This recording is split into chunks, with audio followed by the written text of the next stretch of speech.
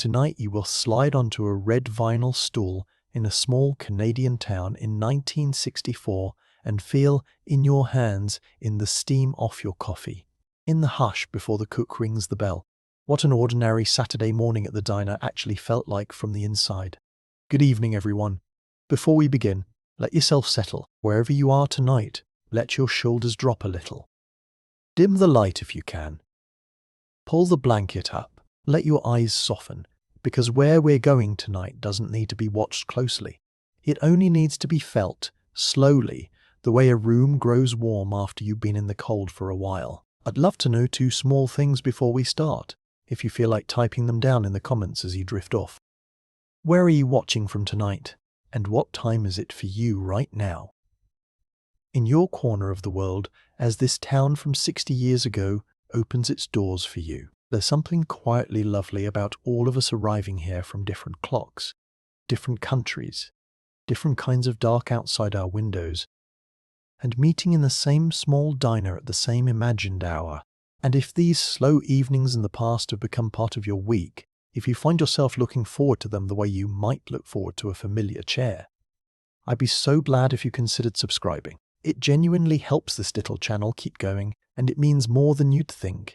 We really do need your love and support to keep making these, but only if it's truly for you. There's no rush and no pressure. For now, just come with me. It is a Saturday morning in a small Canadian town, sometime in the middle of the 1960s. You would not be able to tell me the exact date if I asked you, because dates were never how these mornings were kept. They were kept by weather and by hunger and by the particular blue-grey light that comes before the sun has fully decided to rise. The snow fell overnight, not heavily, just enough to soften the edges of the parked cars along Main Street, and to muffle the sound of your own boots as you walk. The plows have already been through once, leaving low grey ridges along the curb, packed hard and already beginning to freeze into shapes that will last until March. Your breath goes ahead of you in short clouds. Your scarf is pulled up over your chin, and where the wool meets your skin, it is already damp and a little rough, though you have stopped noticing that kind of small discomfort the way you notice everything else in winter, as simply part of the deal. Ahead of you, at the end of the block, a window glows. It is not a bright glow. It is a low, steady, amber sort of light, the kind that comes from a diner that has been open since 5 in the morning and expects to stay open long after you have gone home and fallen back asleep. The window is fogged at the edges, from the heat inside meeting the cold outside, and through the clear patch in the middle, the patch that gets wiped by a sleeve or a rag every so often, you can see movement. A shape leaning over the counter, a hand lifting a cup, steam rising somewhere behind the glass, thin and constant, like a small chimney that never stops. You do not know yet, at this age in this decade, that you will spend the rest of your life half-consciously chasing this feeling, the feeling of a warm window glowing at the end of a cold street, promising a room where someone already knows what you are going to order before you say it. There is a particular kind of door on a building like this, a wooden frame with a long brass handle, worn pale in the middle from decades of hands, and a small bell above it on a curled wire, the kind of bell that does not so much ring as clatter cheerfully, a little too loud for the hour, announcing you to the whole room, whether you want it to be announced or not. You push it open. The heat hits you first, not a gentle warmth. A wall of it, thick with the smell of griddle fat and coffee and something sweeter underneath, maybe cinnamon, maybe the ghost of last night's pie still hanging in the air near the case by the register. Your glasses fog instantly if you wear them. Your cheeks, which were numb a moment ago, begin to sting pleasantly as the blood comes back into them. Somewhere a radio is playing low-tuned to whatever station comes in clearest this far from the city, and underneath it is the sound that will become for you, the sound of this entire building, the low clatter of cutlery against china, the hiss of the grill, a voice calling an order back through a small window in the wall, and the particular squeak, half rubber, half metal, of a stool turning under someone's weight. The counter runs the length of the room, chrome-edged its surface the colour of a robin's egg, or sometimes a deep cherry red, depending on which diner in which diner. but always polished to a shine that catches the ceiling lights and throws them back in long pale streaks. Stools stand along it in a neat row. Red vinyl seats cracked at the edges here and there where the stuffing shows through in small white curls, each one bolted to the floor so it can spin but never wander. Booths line the window side their benches.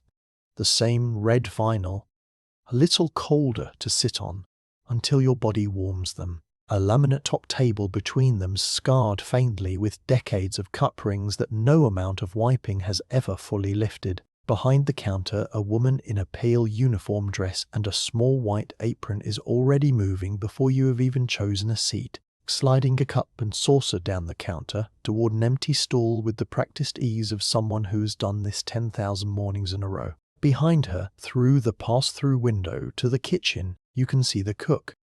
An older man, sleeves rolled to the elbow despite the cold outside, a spatula moving in his hand with the unthinking rhythm of a man who has forgotten somewhere around the 5th or 6th year of this job that flipping an egg is something you are supposed to think about at all. You find a stall.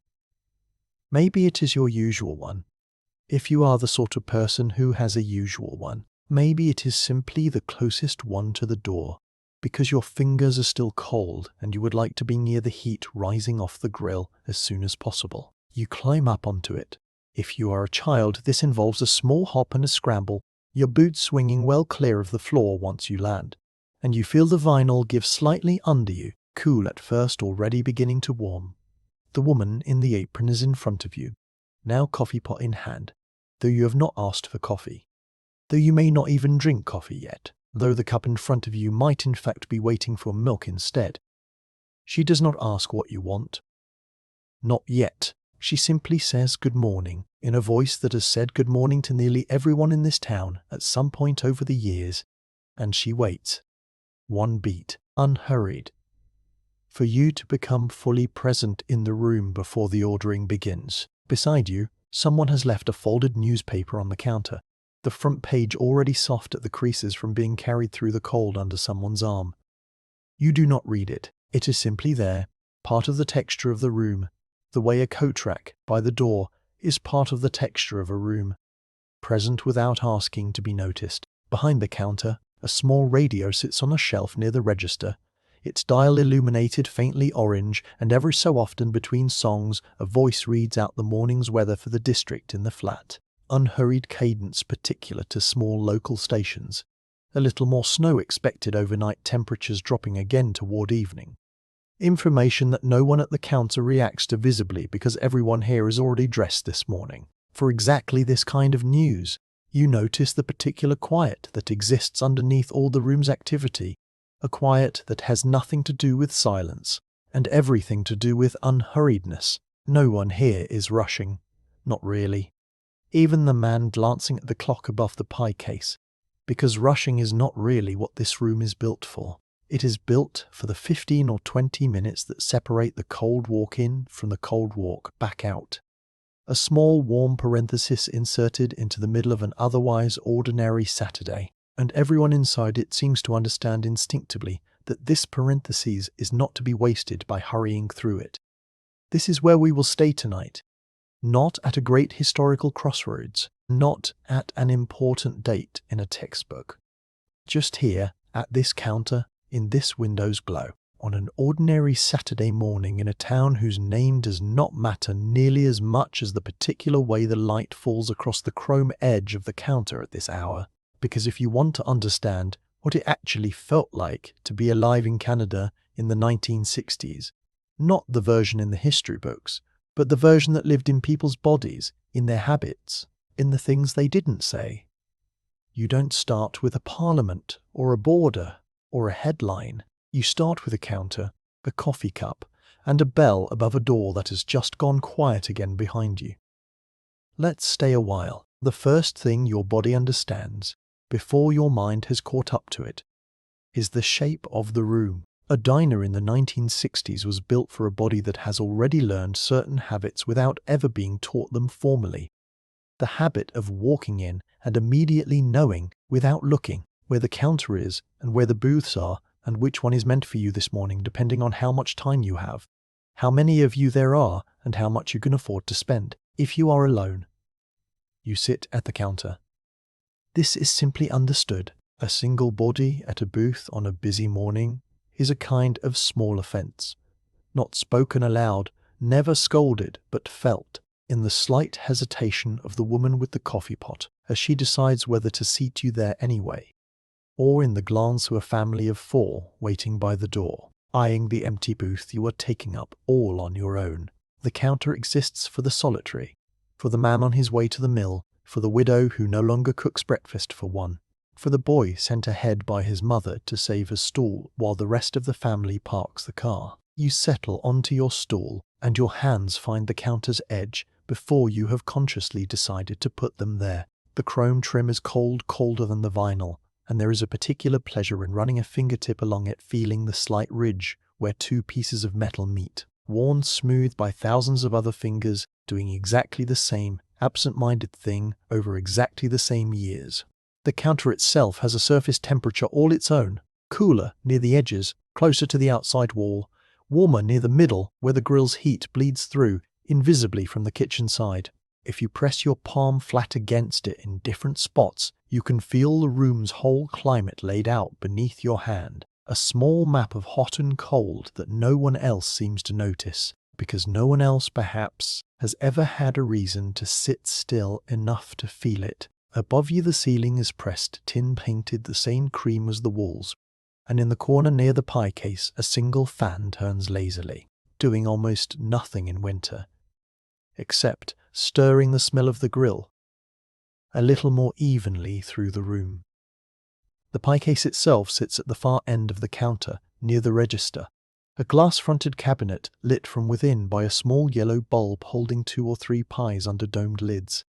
Apple maybe, butterscotch, maybe a lemon meringue, whose peaks have begun to weep slightly at the edges from sitting under the light too long.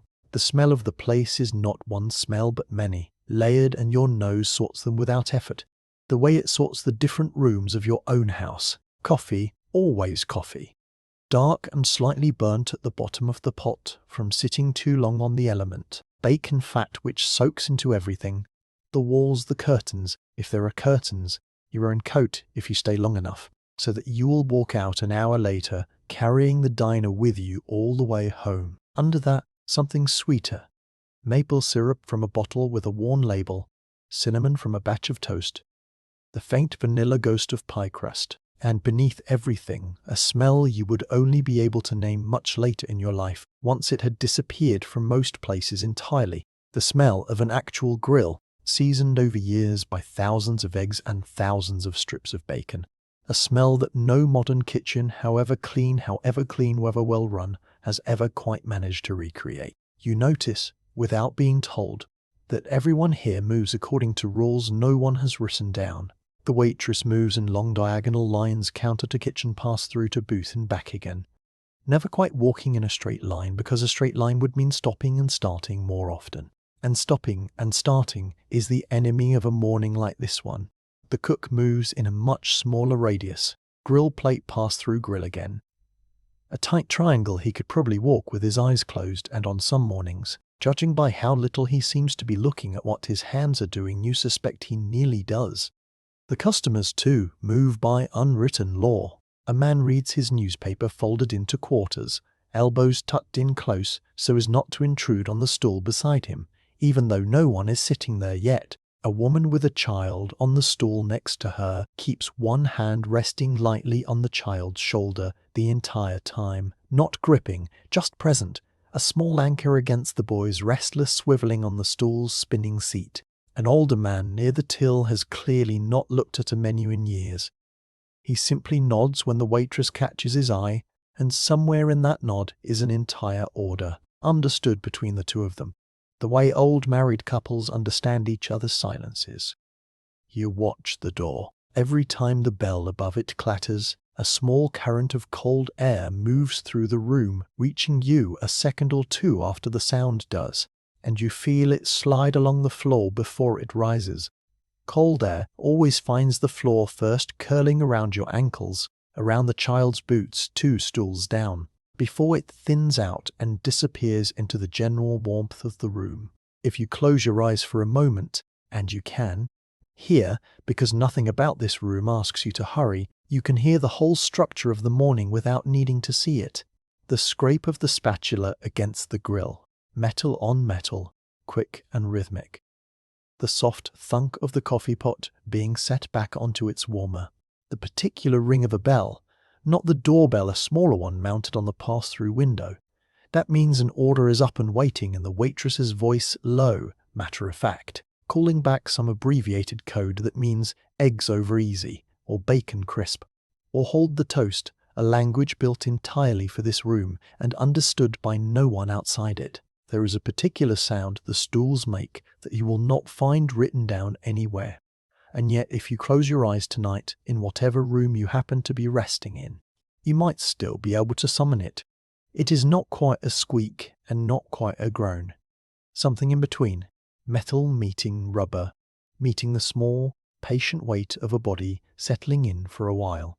Each stool has its own pitch, slightly different from its neighbours, the way each door in a house you grew up in had its own particular creak that told you, without needing to look, which room someone had just entered. A regular could probably tell, blindfolded, which stool a friend had just sat down on simply by the note it made.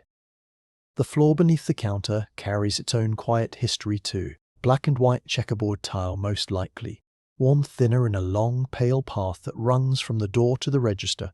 The exact route 10,000 pairs of boots have carried snow and slush across over the years.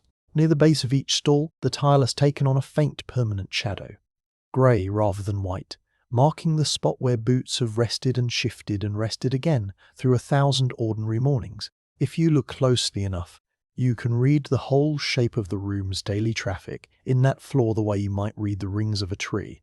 Not history exactly, but the residue history leaves behind when no one is trying to record it. And there is the light itself, which changes character depending on the hour, though you rarely notice this consciously while you are inside it. Early in the morning, before the sun is properly up, the room is lit almost entirely by the ceiling bulbs and the small yellow glow of the pie case. Everything cast in that particular amber tone that makes even a plain plate of toast look somehow a little more like a small kindness. By mid-morning, once the sun has cleared the buildings across the street, a wedge of pale daylight begins to fall through the window onto the nearer booths, cutting the room in two. The warm electric half near the counter, the cooler natural half near the glass. And you find yourself, without quite deciding, to gravitating toward whichever half matches your mood that particular morning. This is the part of the past that textbooks rarely bother with, because it cannot be dated, cannot be attributed to any single cause, cannot be argued about. No one fought a war over the placement of a pie case. No election turned on whether the counter should be chrome or brass. And yet this room, this exact arrangement of stools and booths and smells and unwritten rules, shaped the daily texture of an entire generation's mornings more thoroughly than almost anything that made it into the history books. You did not choose this room. You were born into a town that already had it, the way you were born into a family that already had its habits, its silences, its particular way of sitting down to a meal. And so before you had opinions about anything else in the world, you had opinions about this. Which stool felt right, how you liked your toast, whether you preferred to sit facing the door or facing the grill. The room was teaching you already, and you had not even ordered yet. The waitress reappears at your elbow with the coffee pot held at an angle. That means she's asking, without asking, whether your cup needs topping up. If you nod even slightly, the stream of coffee arrives in one clean pour, filling the cup to exactly the same level it was filled the last time and the time before that, a level she seems to know by instinct rather than by measuring anything. You will come to understand, the longer you sit here, that this woman is the true architecture of the diner. The cook builds the food. The owner, if he is different from the cook, builds the prices and the hours and the sign out front. But she builds the morning itself, its pace, its temperature, its sense of whether this is a room where you can linger, or a room where, without a single word being said, you understand it is time to settle up and make room for the next body waiting by the door. Her name, if you notice, something plain and familiar. A name like Marlene or Joan or Pat, The kind of name that fits comfortably into a single syllable when it is called across the room. Easy to say quickly, between orders. She wears a uniform the color of pale mint or soft blue. A small white apron over it, with a pocket sewn on the front, where a pencil lives, tucked behind her ear when the pocket is full, or the pocket is behind her back when the pencil is behind her ear. The two of them trading places all morning depending on which hand is free. She has been on her feet since before the sun rose.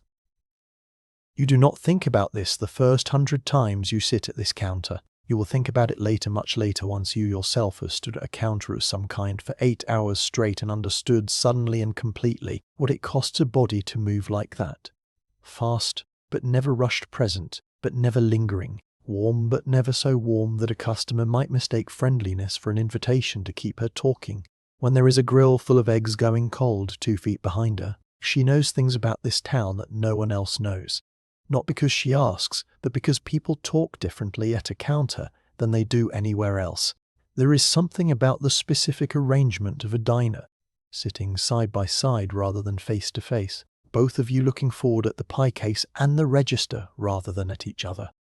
That loosens a certain kind of confession. Men who would never say a difficult thing to their wife's face will say it almost accidentally, into their coffee cup, while the waitress refills a sugar dispenser 3 feet away and says nothing, offers nothing, simply lets the words exist in the room a moment before moving on to the next table.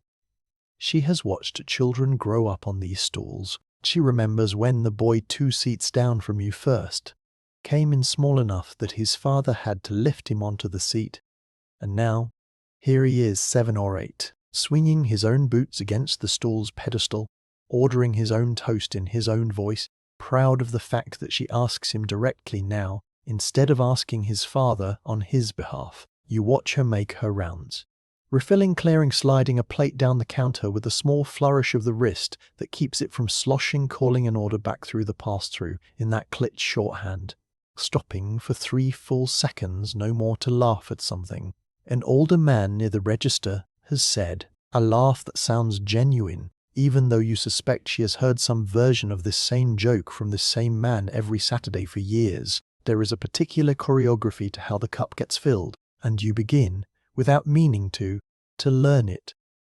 You do not ask for more coffee. You simply let your cup sit a little lower than full, and somewhere in her circuit of the room she notices. A glance, nothing more. And the pot appears. If you want no more, you turn your cup very slightly, a small rotation that tips the handle a few degrees, or you rest 2 fingers lightly across the rim, a gesture so small it would mean nothing anywhere else in the world but means everything here. No words are needed for this entire transaction. You have learned a language without ever taking a lesson in it. You watch her tuck the pencil behind her ear once more as she moves toward the pass-through, a small gesture repeated so many times a day that it has worn a faint groove of habit into her wrist. The same motion every time, the pencil finding the same spot behind the same ear without her ever needing to check. There is comfort in watching someone perform a gesture this practiced. It tells you something true about permanence in a world that otherwise felt even then to be shifting a little faster than anyone quite wanted to admit. New highways being talked about, a new plant opening 2 towns over, young people leaving for the city, in numbers that worried their parents more than anyone said aloud at church. But here, at least in this room, a woman's hand still knew exactly where to find its pencil, and that small, unremarkable certainty felt, somehow, like something worth holding on to. This wordless choreography extends further than coffee. A man who wants his eggs a certain way, but does not want to explain it again for the 100th time, will simply say, the usual, and trust the two of you have built enough history that the phrase carries all the necessary information. A woman who wants her toast dry, no butter, because the doctor has said something about her heart that she has not fully explained to anyone including herself, will simply say, dry please, in a voice pitched low enough that it does not become a topic of conversation, and the waitress, to her enormous credit, treats it exactly as it deserves to be treated, as information, not as an opening for questions. This is one of the quiet gifts of a room like this one. It allows people to be known without being interrogated. Your order becomes a kind of shorthand for who you are, understood and respected, without ever needing to be explained aloud. And there is a dignity in that which is easy to overlook until you have spent time somewhere that does not offer it. Watch her hands as she works. They are not soft hands. Years of hot plates and hot coffee pots and cold dishwater who left them slightly reddened at the knuckles, and there is a small burn scar on the inside of her left wrist, old and pale now, from some grill mishap years before you ever sat on this stool. She wears no gloves because gloves would slow her down, and speed in this room is its own kind of kindness. The faster the coffee arrives, the faster the plate comes out, hot instead of lukewarm. The faster a working man can eat and get back out into the cold to whatever waits for him at the mill or the yard or the garage. You begin to understand, sitting here, that what looks like simple service is in fact a form of care, so constant and so unremarked upon that it has almost become invisible, even to the people receiving it. She remembers that the man 3 stools down likes his toast slightly burnt, the way his own mother used to make it. Though he has never once said this aloud, she simply noticed once the way he scraped a little char off the corner with his knife and adjusted the order from then on without comment. This is not romance exactly, what you are watching. It is something quieter and in some ways more remarkable. The ordinary, unglamorous, physically exhausting labor of holding a room together, morning after morning, so that everyone in it can believe for the length of a cup of coffee that they are cared for.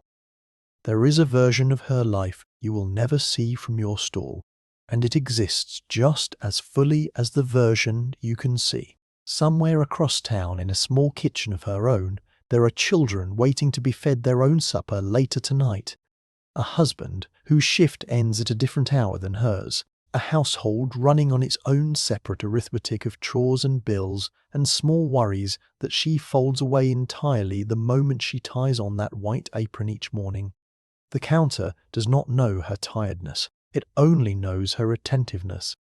Her steady hands, the particular warmth she extends to a room full of people who rarely think to wonder what it costs her to extend it, morning after morning, without ever once letting the room see the seam between her private life and her public one.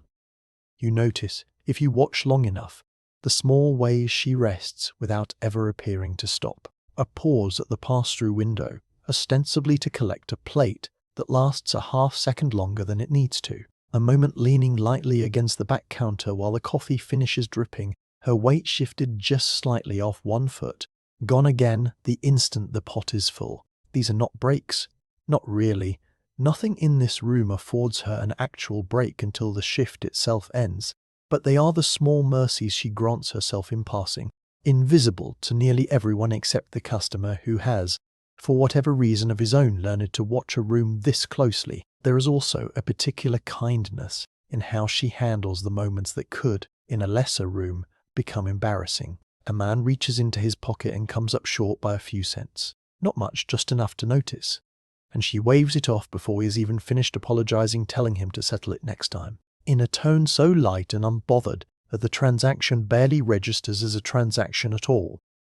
More like something between old friends than between a customer and the person who depends on his payment to make her own living. You understand watching this that she is making a small calculated bet on the man's decency, and you understand too, somehow, without being told, that she has made this same bet 100 times before and rarely have ever lost it.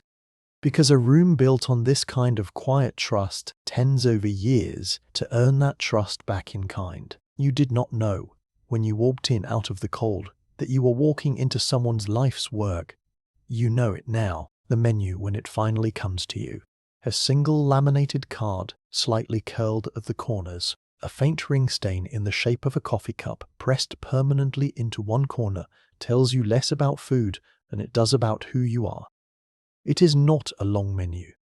This matters. A diner in a small Canadian town in the 1960s did not attempt to be everything to everyone. It offered a small fixed set of possibilities printed in a plain typewriter font. The prices listed in a column down the right-hand side in figures, so small and so ordinary. 35 cents, 40 cents, $1.10 for the full breakfast, that you could read the entire economic structure of the room in under 10 seconds. You already know, before you have opened it, roughly what you are going to order. This is not because you lack imagination. It is because ordering here is not really about choosing from infinite possibility, the way it will become, decades later, in restaurants with menus the length of small books. It is about selecting from within a known and comfortable range, the same handful of things your father orders, your mother orders, your neighbors order. And in that selection, there is comfort rather than restriction.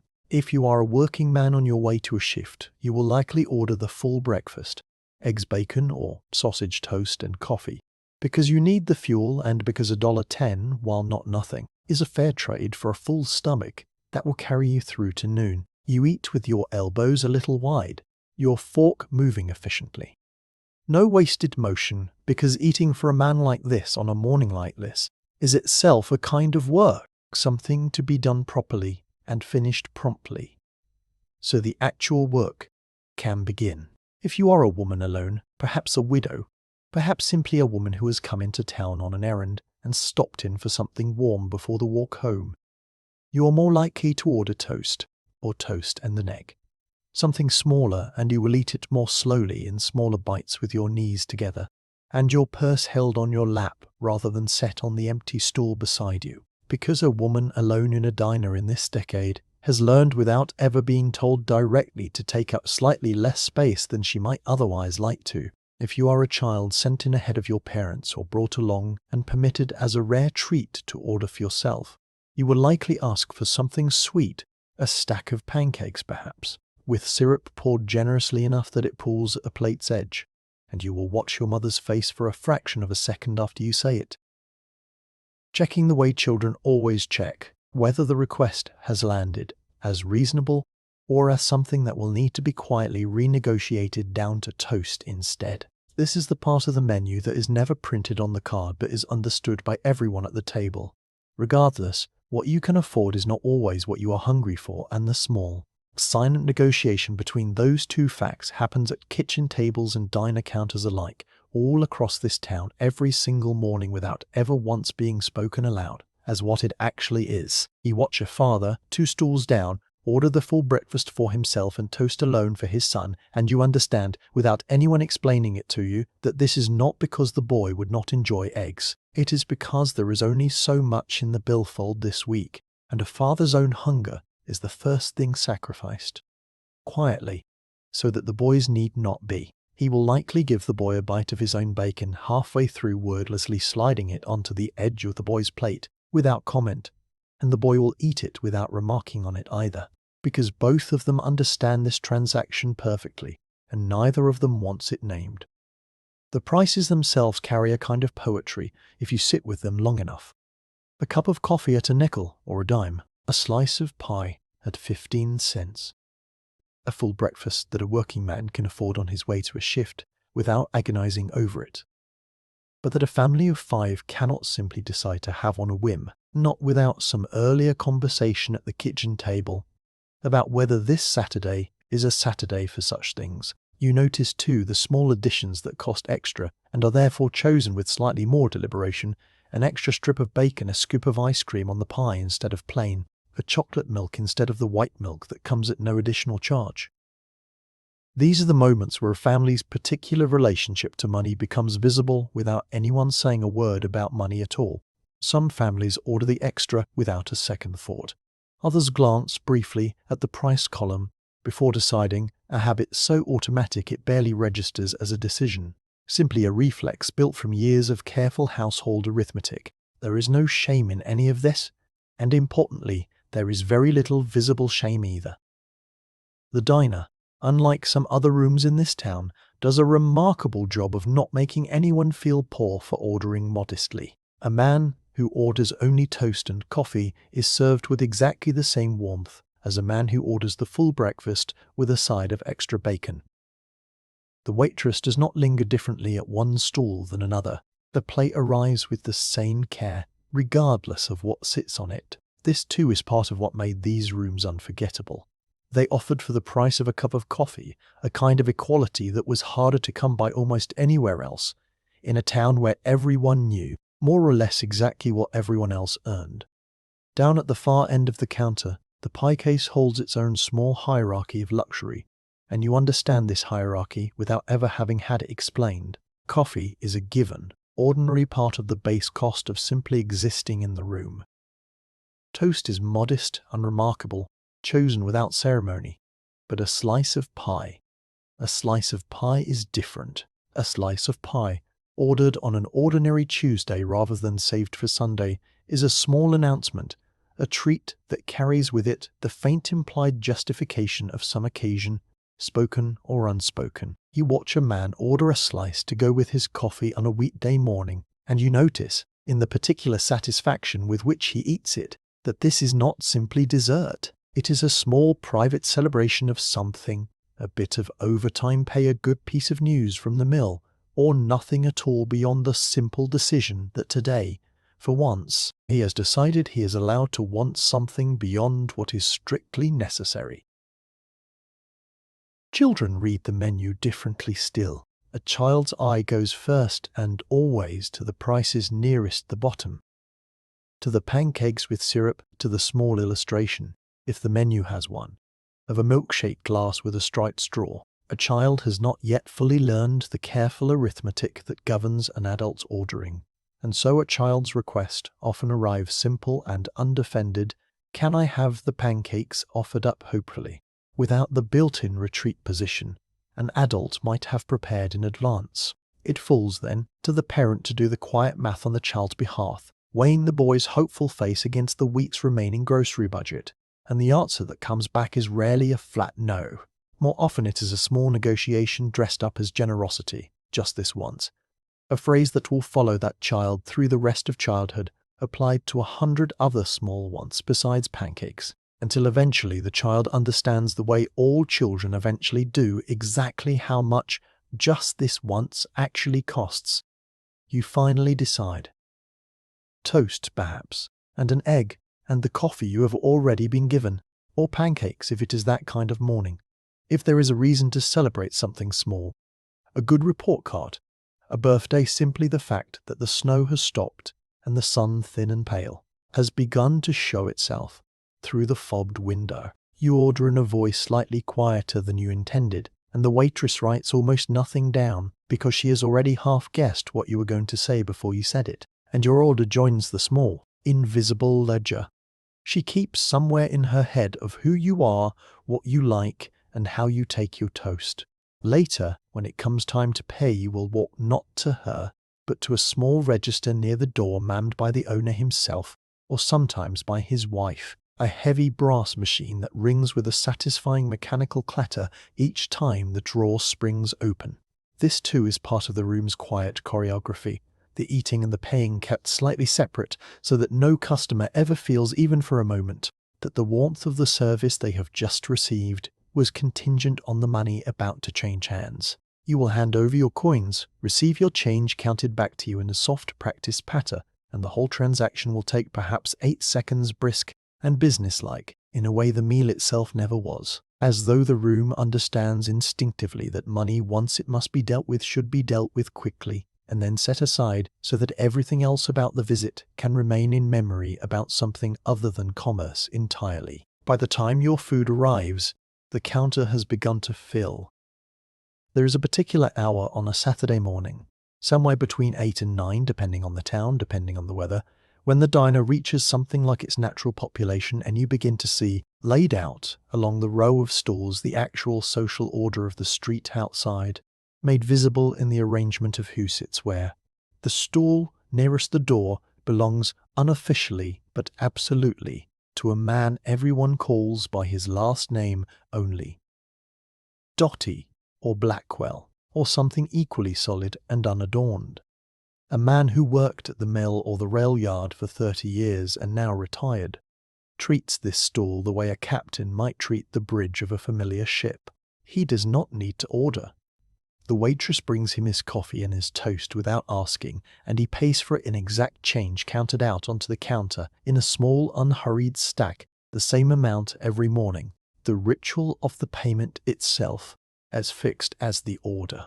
2 stalls further along sits a younger man, still in his work coat, who will only be here another 5 minutes before the whistle at the mill calls him back. He eats quickly, efficiently, his eyes moving between his plate and the clock above the pie case. And there is something in the set of his shoulders that tells you this hurry is not unwilling. He does not resent the job waiting for him exactly, but he's counting these minutes the way a man counts money, carefully aware of exactly how many he has left to spend. Near the middle of the counter, a cluster of women have claimed 3 stools together, their coats still on their handbags resting in their laps, and they are talking in the low, quick, overlapping way that means real news is being exchanged. Who has had a baby, whose husband has taken ill, whose son has gone off to the city and not written home in some worrying number of weeks. You are not meant to listen, and so of course you do. And you learn, sitting quietly 2 stools down with your toast, more about the private life of this town in 10 minutes than you would learn in a month of simply walking its streets. At the far end, near the register, sits the man everyone defers to without quite being able to say why. Perhaps the town's doctor, perhaps its lawyer, perhaps simply a man of a certain bearing whose presence at the counter changes subtly the volume and content of everyone else's conversation. Voices drop half a register when he walks in. The waitress's greeting to him carries a slightly different weight than her greeting to anyone else. Not more genuine exactly, but more careful. The way you might handle a piece of good china differently than you handle the everyday plates. And in the booth by the window, a young couple sits close together on the same side of the table, though there is a perfectly good empty bench across from them. And you understand, without needing to be told, that this seating arrangement is itself a small public announcement, a way of saying something about their relationship to anyone in town who happens to glance through the fogged glass and recognize the 2 coats, the 2 heads, bent close together over one shared plate of toast. This is the part of a small town that no map could ever show you. The actual lived geography of belonging, mapped out not in streets and lot lines, but in stalls and booths, in who sits where and who is greeted first, and whose coffee is poured before they have even settled fully onto their seat. You watch how the room absorbs a stranger. A car with out-of-town plates is pulled up outside, and a man you do not recognize comes in, stamping snow off his boots, glancing around for an open stall. The room does not become unfriendly exactly, but it becomes quieter for a moment. A small collective recalibration as everyone silently notes the presence of someone unfamiliar and adjusts, slightly, the volume and content of their own conversations. The waitress greets him warmly enough, takes his order without fuss. But there is a difference, subtle, almost impossible to name, but entirely real, between how she speaks to him and how she speaks to the man at the end of the counter whose order she has known by heart for a decade. You realize, watching this small recalibration happen, that the counter functions as something like the town's nervous system, a place where news, however small, travels faster and more completely than it could through any other channel available to a place this size. A piece of information mentioned once quietly between 2 women with their handbags in their laps will have reached the far end of the counter by the time the coffee pot makes its next full circuit, not because anyone has deliberately spread it, but simply because this room is built by its very geometry for exactly this kind of unhurried transmission. A long counter, a row of shoulders close enough together to overhear without straining a waitress moving constantly between every point in the room and carrying whether she means to or not, fragments of one conversation into the orbit of the next. By noon, most of what is worth knowing about this town on this particular Saturday will have passed, in one form or another, across this exact stretch of chrome and vinyl. By the time he leaves, 20 minutes later, the room has not become unwelcoming toward him. Exactly. It simply has not become his room, the way it is. Doherty's room, the way it is. The room of the 3 women, with their handbags in their laps. Belonging here is not granted on arrival. It accrues, slowly, morning by morning, stall by stall, the way frost accrues on a window overnight, invisible in any single hour, unmistakable after enough of them have passed. You yourself are somewhere in the middle of this social order, not yet a fixture, not entirely a stranger either. The waitress knows your face, if not always your name. She knows roughly what you tend to order, though she still asks out of a kind of courtesy that leaves room for you to have changed your mind since last Saturday. In another few years, if you keep coming, if your family keeps coming, you will earn your own stall, your own unspoken claim on a particular 6 inches of counter, and some younger child, newly arrived, will watch you the way you are watching Dottie now, with the quiet, unexamined understanding that some people simply belong to a room in a way that others have not yet learned to. The counter's population shifts with the season too, in ways so gradual you would only notice them if you had been coming here for years rather than months. In deep winter, the room fills earlier and empties later, because the cold outside makes the warmth inside more valuable. And men linger over a second and third coffee simply because the alternative is a walk home through a wind that cuts straight through even the heaviest coat. In the brief thaw of early spring, when the snowbanks along the street begin to slump and darken and the air carries the particular smell of wet gravel and melting ice, the room empties out faster. People eager suddenly to be outside in weather that no longer punishes them for it. You do not consciously track any of this. It simply becomes part of the room's rhythm, absorbed the way you absorb the rhythm of your own family's habits without ever deciding to study them. There are too the mornings that fall outside the ordinary pattern altogether. The Saturday after a funeral, when the counter fills with men in their good dark suits, still ties loosened but not yet removed, talking in low voices about a neighbour who will not be ordering his usual again, or the morning after some small local triumph, a hockey win perhaps, or a good harvest finally brought in ahead of an early frost, when the room seems to hum with a slightly higher energy orders arriving a little more generous than usual, an extra round of coffee bought for the table by someone in a mood to be expansive. The counter absorbs all of it, grief and celebration both, with the same patient, unhurried hospitality, asking nothing of anyone beyond the price on the menu and the willingness to sit a while. You finish your toast. Outside, the light has shifted slightly, grown a little stronger, though the sky remains the flat, pearl grey colour that a Canadian winter morning holds on to stubbornly until well past noon. Inside the counter is full. Now the sound of the room risen to its full morning volume. Cutlery conversation, the hiss of the grill, the bell above the door clattering every few minutes as someone else arrives out of the cold, and you sit in the middle of it, one small figure in a room built without anyone quite intending it, to hold an entire town's ordinary Saturday morning inside 4 walls and a fobbed window. There is a kind of arithmetic that happens at this counter, quiet and constant, that has nothing to do with the numbers printed on the menu and everything to do with the numbers folded into the billfold in someone's coat pocket. You notice it first in small gestures. A man counts his change twice before setting it on the counter, not because he has lost track of it, but because counting it twice is itself a form of care, a way of making sure that what he is about to pay is exactly what he owes and not a cent more. A woman paying for herself and her 2 children glances briefly at the total the waitress has written on the small pad before reaching into her purse, a glance so quick it would be easy to miss. But you have learned by now to notice these small quick glances because they tell you more about a family's week than almost anything said aloud. Money in this room is never discussed directly. This is one of the room's unspoken rules, as firm as any rule about which stool belongs to whom. You will not hear anyone announce loudly that they cannot afford the extra bacon this week. What you will hear instead is a slightly different phrasing of the order, just toast today, rather than the usual full plate, delivered in exactly the same even unremarkable tone as any other order, so that only someone paying very close attention would notice anything had changed at all. The waitress notices. She always notices, and this is part of what made a room like this one so quietly remarkable. Not that poverty was hidden exactly, because everyone in a small town of this size knew more or less, whose husband had been laid off from the mill and whose crop had come in thin that year.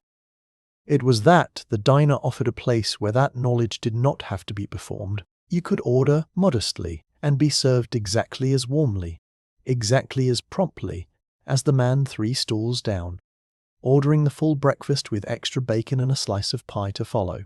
The counter did not care what you had. It only cared that you were there, warm, fed as best you could afford to be fed, and welcome to sit as long as you liked once the bill was settled. You watch an old woman near the end of the counter order only coffee and sit with it a long while, refilled twice by a waitress who does not seem in any hurry to move her along, even though the stall could on a busier morning be given to someone ordering a full meal. There is an unspoken understanding here too, that a diner counter is not only a place of commerce, but a place of company, and that company for some people, particularly those living alone, particularly those whose own kitchen table has grown quiet with the passing of a spouse or the departure of grown children, is worth more than the 2 cents of profit on a cup of coffee that goes unrefilled. This is not charity exactly, or if it is a form of charity so carefully disguised as ordinary courtesy that it never once makes the recipient feel like a charity case. The old woman pays for her coffee like anyone else. She is never told outright that she is welcome to stay as long as she likes. She simply is, and she knows it, the way you know certain things about a room without ever being told them directly, through repetition, through the absence of any signal to the contrary, through the particular warmth in a waitress's voice that says more clearly than any words could you, "Are not in the way here." You think, sitting at your own stall, about the particular pride that lives inside a modest order. There is a way of saying "just toast please" that carries no shame in it at all, said plainly, without apology, the way you might say any other simple fact about yourself. And there is another way of saying the exact same words that carries underneath them a small private accounting of everything that cannot be ordered this week. A private grief small enough to fit inside 3 syllables and be gone again before anyone notices. You have heard both versions. Sitting here long enough, you are beginning to learn to tell them apart, not by the words themselves, which are always identical, but by something in the set of the shoulders, the speed of the ordering, the way a hand does or does not linger a half-second longer than necessary over the menu before setting it down. Money in this room is never spoken of, and yet it is present in every single transaction, folded invisibly into the choice between the full breakfast and the toast alone, between the extra bacon and the plain plate, between staying for a second cup of coffee and pushing back from the counter the moment the first cup is finished, because there is somewhere else that dime needs to go before the week is out.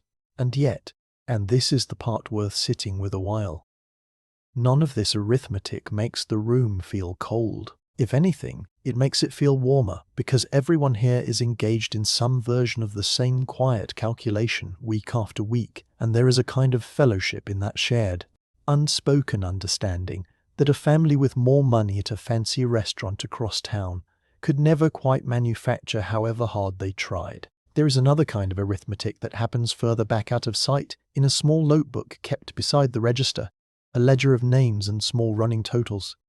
The diner's own quiet system of credit, extended to families the owner has known long enough to trust. A man whose pay has been delayed by some trouble at the mill can still sit down to his usual breakfast, and his name goes into the notebook instead of coin onto the counter, and no one at the counter beside him need ever know the difference. This too is part of what made these rooms what they were. Not simply a place to buy a meal, but a small informal institution of trust between neighbours, running alongside, and sometimes quietly overriding the strict economics printed on the menu card. You have seen the notebook once or twice glimpsed on the counter near the register, before it is tucked away again, a slim thing with a soft cover, names written in a looping familiar hand, small figures, penciled and occasionally erased and rewritten beside them. It is not a document of shame. If anything, it is a document of relationship. Proof that the owner of this diner knows better than almost anyone else in town exactly which families are having a hard stretch this month, and exactly which of them can be trusted to make it right once the stretch has passed. A stranger passing through would never be offered this same grace. It is reserved, quietly and without ceremony, for the people this room has already decided belong to it. You think about what it must mean to a man walking home after settling his bill in this particular unspoken way, to know that his hunger and his family's hunger were never even for a single meal, made to depend entirely on whether the coins in his pocket happened to be enough that week. There is a kind of dignity preserved in that small notebook that no amount of money could purchase directly. The dignity of being known, of being trusted, of belonging to a place solid enough to extend a little grace when a family needed it, and patient enough to wait without pressing for that grace to be repaid. You finish your coffee. The cup is refilled once more without your asking, and you let it sit a while longer before you decide it is time to go, because there is no clock here pressing you to leave, only the particular rhythm of your own morning. And this morning at least, there is still time to stay, behind the pass-through window unseen by most of the room, for more than a few seconds at a time. The cook works in a heat that none of the customers on the other side of the counter will ever fully understand. You catch glimpses of him, the way you might catch glimpses of weather through a window.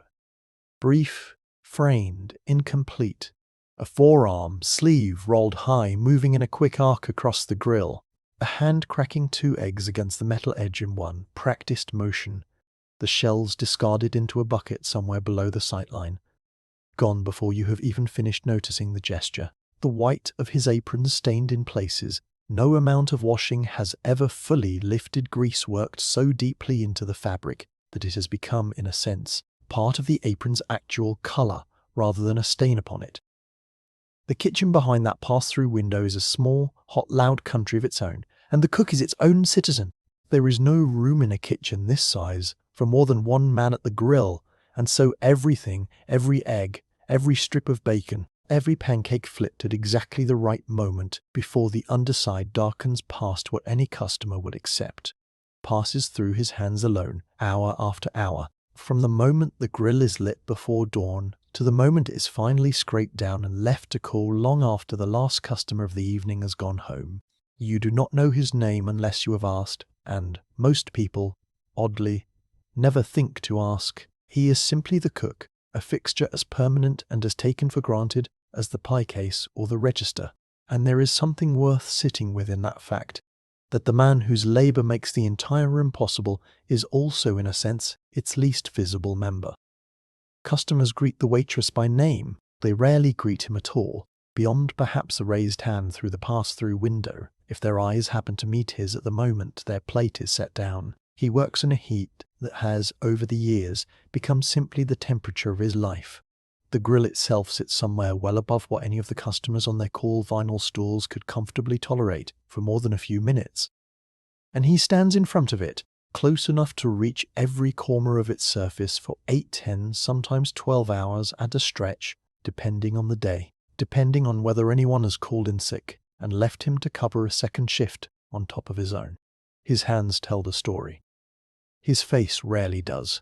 They are burned in places, small white scars along the inside of one wrist, a larger mark on the back of his left hand from some grease fire incident years before that has become by now simply part of the landscape of his skin, no longer painful, simply present the way an old injury settles eventually into the body and stops announcing itself. He moves quickly but never frantically, because frantic movement near a grill this hot is how burns happen, and he has learned the hard way the particular economy of motion that lets a man work fast without working carelessly. You watch him for a while, when your own plate has been cleared and there is nothing left to do but sit with the last of your coffee. He does not look up often. His whole attention is bent toward the grill, toward the small orchestra of eggs and bacon and pancakes he is conducting at any given moment. 6 or 7 separate orders in progress simultaneously, each one requiring a slightly different attention. This pan needs turning now that one needs another. 30 seconds the toast in the small toaster behind him needs to come up before it burns.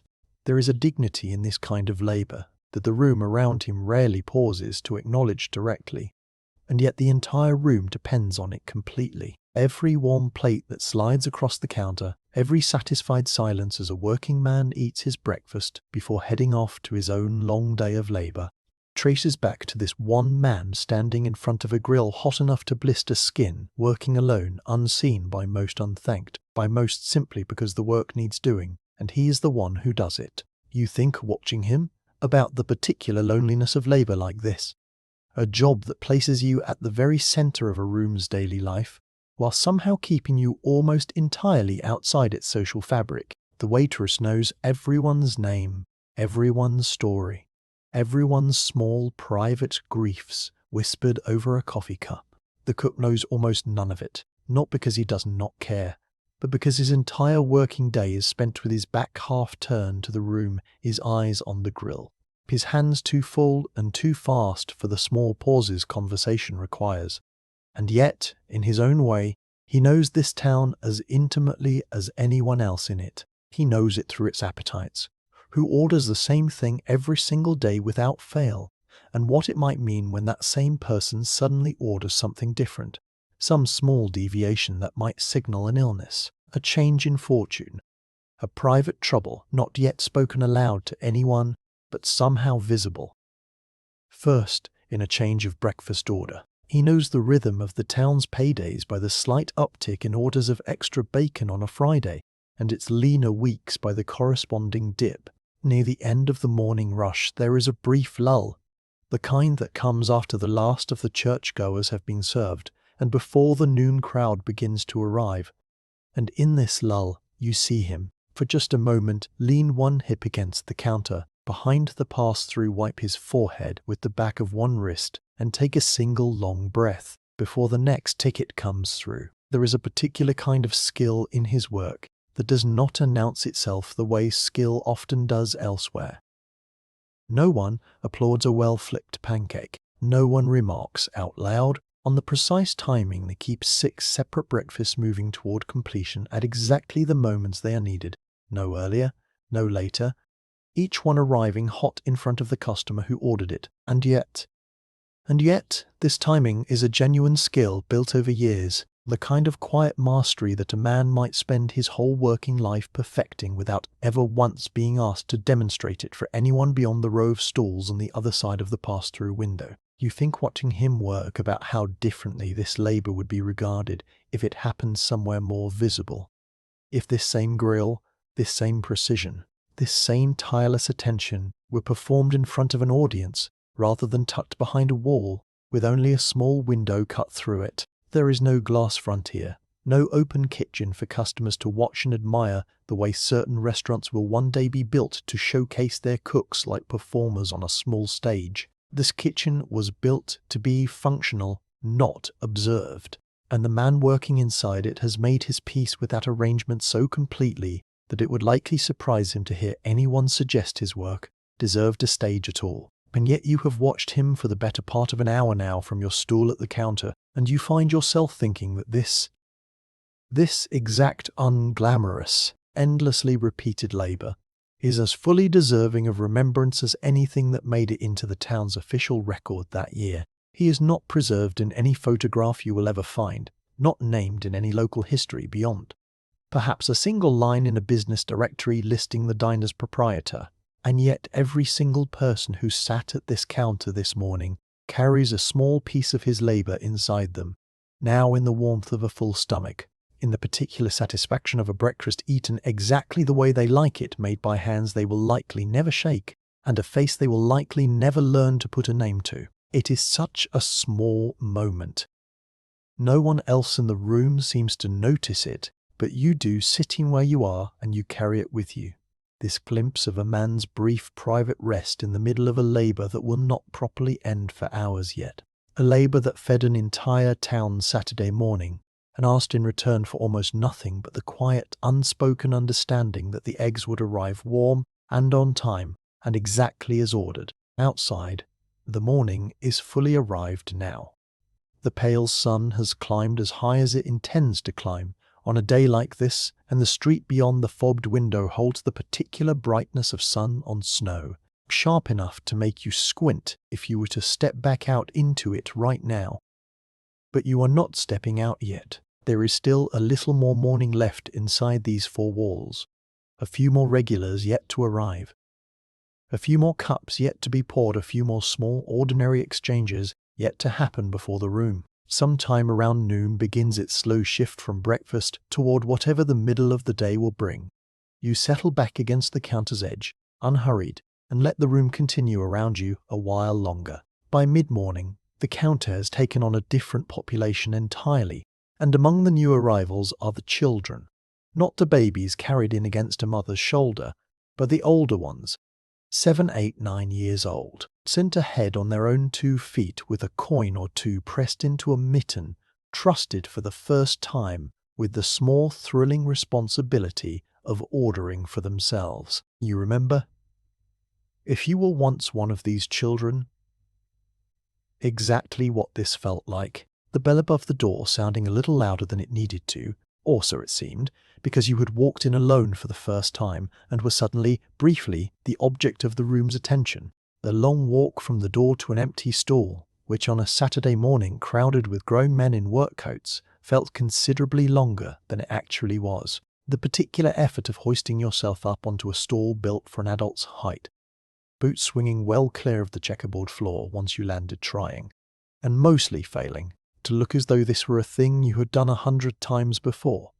The waitress, to her enormous credit, never once treated this moment as anything less than serious. She did not speak to you the way adults sometimes spoke to children elsewhere in town, in that faintly sing-song voice, reserved for creatures not yet fully believed to be people. She asked what you would like this morning, in exactly the same tone she used for the man in the work coat 3 stools down, and you felt answering her a small surge of something like pride, the particular pride of being addressed as though your order mattered, as though you yourself mattered in a room full of adults who had every reason to overlook you entirely.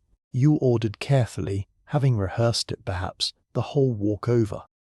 Pancakes, if the coin in your mitten stretched that far, toast and jam if it did not, and even toast and jam, ordered and paid for entirely by your own hand, carried a satisfaction that no meal cooked at home, however loving, could quite replicate. There was something in the simple fact of the transaction. Your coin on the counter, her hand sweeping it into the register, your own plate arriving because you yourself had asked for it, that felt at that age like a first small taste of being a grown person in the world trusted to want something and to ask for it plainly.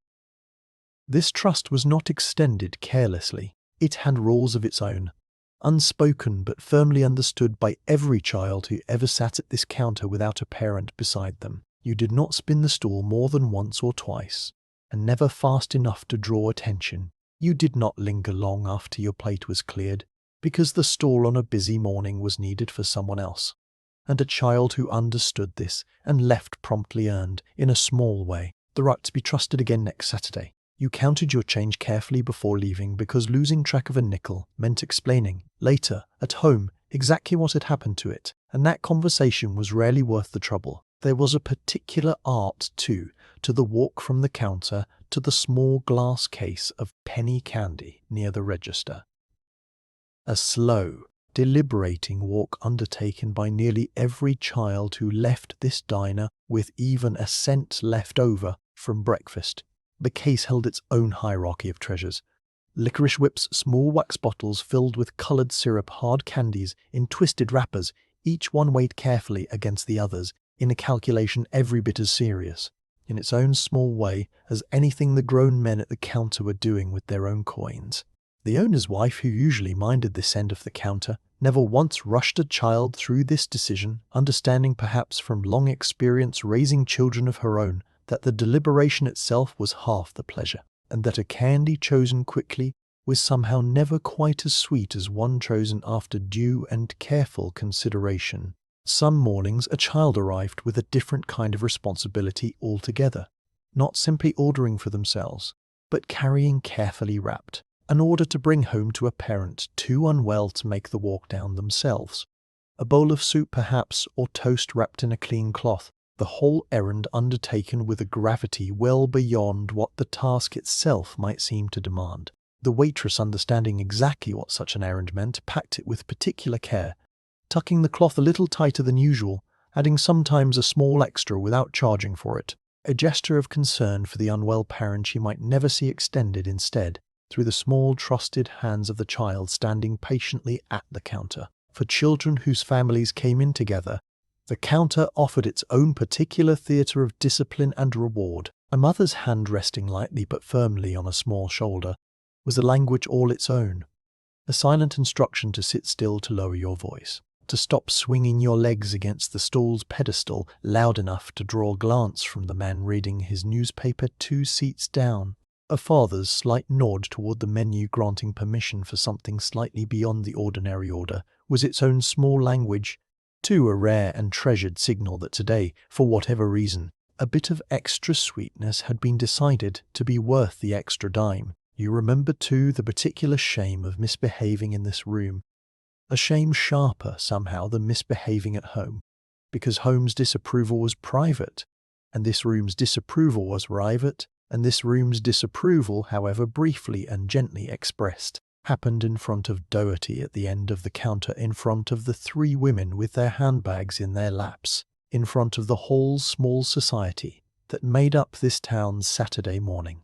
A child who spilled a glass of milk or asked too loudly for a treat that had already been quietly refused, learned quickly that the counter was not a place where a scene, however small, went unnoticed. The correction that followed was usually brief, murmured close to the ear, rather than announced to the room, but it landed all the same, and it stayed with you. And yet, alongside this discipline, ran a genuine tenderness, extended by nearly everyone in the room toward the children who sat among them. The waitress who slipped an extra dollop of whipped cream onto a small stack of pancakes without charging for it, winking as she set the plate down, asking that it be kept between the 2 of you. The old man at the end of the counter, who without a word would sometimes slide a nickel toward a child he had never met, gesturing toward the case of penny candy by the register, a small unexplained kindness offered simply because it was Saturday and the boy looked cold, and the gesture cost him almost nothing and seemed to mean somehow quite a lot. There were rules, too, among children themselves, worked out entirely without adult input when 2 or 3 siblings were sent in together rather than one alone, and all the sister entrusted with the coins for all of them took on a particular seriousness of manner. The moment the door closed behind her, counting the money twice before ever approaching the counter, dividing the possible orders in her head, according to who had been good that week and who had not, exercising in miniature exactly the same careful household arithmetic she had watched her own mother perform at the kitchen table 100 times before. A younger brother trailing a half step behind learned early that his own preferences carried less weight in this negotiation than his sister's judgment of what the coins could reasonably stretch to cover. And he learned, too, the particular art of negotiating anyway, wearing down her resolve with a look sad enough, or an argument reasonable enough, to occasionally win an extra scoop of jam or a second glass of milk that had not been part of the original plan. You watch some mornings a pair of siblings like this settle onto their stools' heads, bent close together over the menu, though both of them already know exactly what is on it, the older one's finger moving down the price column with real deliberation, while the younger one watches her face rather than the menu itself, gauging from experience exactly how far the morning's budget might be persuaded to stretch. There is something almost administrative in the older child's manner during these negotiations, a small preview of the household manager she will likely become in her own kitchen one day, and something almost diplomatic in the younger one's patient campaigning, a skill that will likely serve him well in negotiations of an entirely different kind, years from now, in rooms far from this counter. Years later, grown and living somewhere else entirely, you might find yourself in some unfamiliar diner, in some unfamiliar city, ordering breakfast for a child of your own. And you will feel, without quite being able to explain why, a small echo of this exact morning rising up in you, the particular pride of being trusted, the particular seriousness of counting out your own coins, the particular warmth of being addressed as though you mattered by someone who had no obligation at all to make you feel that way. You will watch your own child hoist themselves onto a stool built for someone twice their size boots, swinging clear of the floor, and you will recognize with a small ache of recognition the exact expression on their face that you yourself must have worn on some Saturday, very much like this one decades before, in a town they will likely never see, and a room that by then may no longer exist at all. You learned things at this counter that no schoolroom ever quite managed to teach you as thoroughly.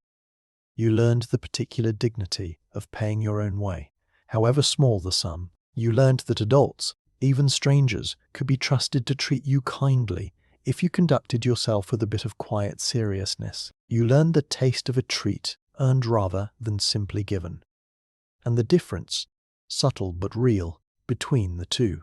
And you learned perhaps most lastingly that a room could hold both firm expectation and genuine warmth at the very same time, the two folded together so completely that as a child you never once thought to separate them, only to feel sitting there on a stall built for someone twice your size, that you were for these few minutes at least exactly where you were supposed to be.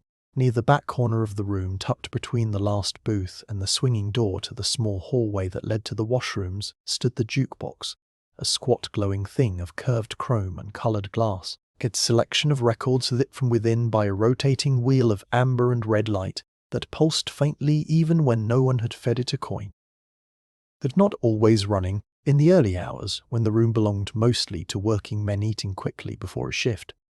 The jukebox sat dark and silent, its lights unlit, its presence in the room almost forgotten. But as the morning wore toward noon and the counter's population shifted from solitary men to families and eventually to teenagers newly released from Saturday chores and eager for somewhere to be seen, someone would eventually cross the room, coin in hand, and feed it into the slot, and the whole machine would shudder softly to life, mechanical arms shifting somewhere inside its glowing case, a record lowering onto the turntable with a small, satisfying clunk before the music began.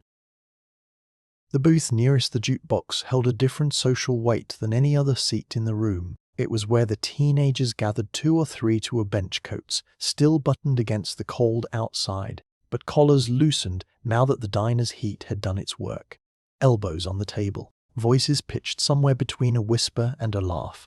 The particular register reserved for conversations meant to be almost, but not quite, private. You watched them from your stall with the frank, unembarrassed curiosity children reserve for people only a few years older than themselves, old enough to seem impossibly grown, young enough that you could still imagine dimly becoming them yourself one day. On weekday afternoons, the jukebox saw far less use, most of the counter occupied by older regulars, uninterested in spending a coin on music, when the radio behind the register offered much the same thing for free. But on a Saturday, once the younger crowd began arriving, the machine rarely sat idle for more than a few minutes at a stretch, one song finishing just in time for another coin to drop and the whole small ceremony to begin again. There was a courtship happening at this booth, though no one at the table would have called it that outright. A boy in a checked jacket kept finding small reasons to lean slightly closer to the girl across from him, passing the sugar dispenser she had not quite asked for, offering the last bite of his toast, though she had already declined it once, and she kept finding small reasons to laugh a half-second longer than the joke strictly warranted. Nothing was said that could not have been said in front of a minister. And yet everyone at the counter, including the waitress moving past with her coffee pot, understood perfectly well what was actually happening at that booth. Understood it the way you understand weather moving in before the first drop of rain has fallen. The owner himself chose which records went into the machine each month, a responsibility he took more seriously than you might expect from a man otherwise occupied with grills and ledgers and delivery schedules, soliciting opinions quietly from the teenagers themselves as he rang up their bills, noting which titles were requested most often at the register, and adjusting his next order to the city accordingly. In this small way, the jukebox became something like a collaboration between the generations of the town, the older man behind the register, attentive in his own understated fashion to exactly what music mattered most to the young people filling his booths, even if he himself rarely claimed to understand the appeal of any particular song beyond the simple fact that it kept his afternoon custom lingering a little longer than it might otherwise have. The booth by the window told a different story than the booth by the jukebox. Here sat the young couple you had noticed earlier, already further along in whatever this was than the 2 teenagers in check jackets, sitting on the same side of the table rather than across from each other, a public announcement dressed up as simple convenience. Their coats touching at the shoulder, a single plate of toast between them that neither seemed in any particular hurry to finish. This, too, was its own kind of language, read and understood by everyone in the room, without a word needing to be exchanged about it. A couple who sat across from each other were still, in some sense, negotiating. A couple who sat side by side had already decided. The gossip that moved through this end of the counter was of a different texture than the gossip among the older women with their handbags. Quicker, lighter, more likely to be about who had been seen walking home from the dance last Friday than about anyone's health or hardship. And yet it carried its own real weight in a town this size, because a reputation once shaped by conversations exchanged in these booths tended to follow a young person for years through school and beyond, in ways that felt, to the young people themselves, both thrilling and a little frightening. The awareness that this small warm room, glowing red and amber from the jukebox's light, was also quietly one of the places where the whole town decided who you were. Before the jukebox arrived some years back, that same back corner had held only a plain radio, and before that further back, still according to the older men at the counter who liked to tell it, nothing at all but a bare table where the owner's own father used to sit some evenings doing the week's accounts by lamplight after the supper crowd had cleared out. The room had grown up around this corner, in other words, layer by layer, generation by generation, each version of it absorbed into the next without erasing what came before, so that the jukebox glowing there now stood, whether anyone thought of it this way or not, on ground that had already been serving this exact quiet social function for considerably longer than the machine itself had existed. The music itself drifted through the room in a way that never quite dominated it. The song might play through once, the volume calibrated by long habit to sit just beneath the level of ordinary conversation, present enough to notice, quiet enough to ignore if you had other things on your mind. An older man near the register might glance up briefly at some tune he half recognized from years before, something his own courting days had been set to, and something would move behind his eyes for a moment, before he returned his attention to his coffee. The memory folded away again as quickly as it had surfaced. The records inside the jukebox rotated only rarely, a handful of new titles added every month or two, whenever the owner made his trip to the city and returned with a small parcel under his arm. And so the same dozen or so songs carried the whole town through an entire season, played so often that even people who claimed no particular interest in music could hum along without quite meaning to. This repetition was not a limitation so much as a kind of shared language. A song that played through this jukebox 40 times over a winter became by spring something closer to a piece of local history than a piece of music, inseparable. In the minds of everyone who had sat in these booths through those months, from this particular room, this particular light, this particular red and amber glow against the window glass. You remember, or perhaps you will remember, watching a girl sit alone in the window booth one particular Saturday. No boy in a check jacket beside her this time, her coat still buttoned. Though the room was warm enough that she surely did not need it, buttoned, her hands wrapped tightly around a cup of coffee. She did not seem especially interested in drinking. She did not cry, not where anyone could see it plainly. But there was something in the set of her shoulders that the whole counter seemed to register at once, a kind of collective, unspoken understanding that something had ended for her. Recently.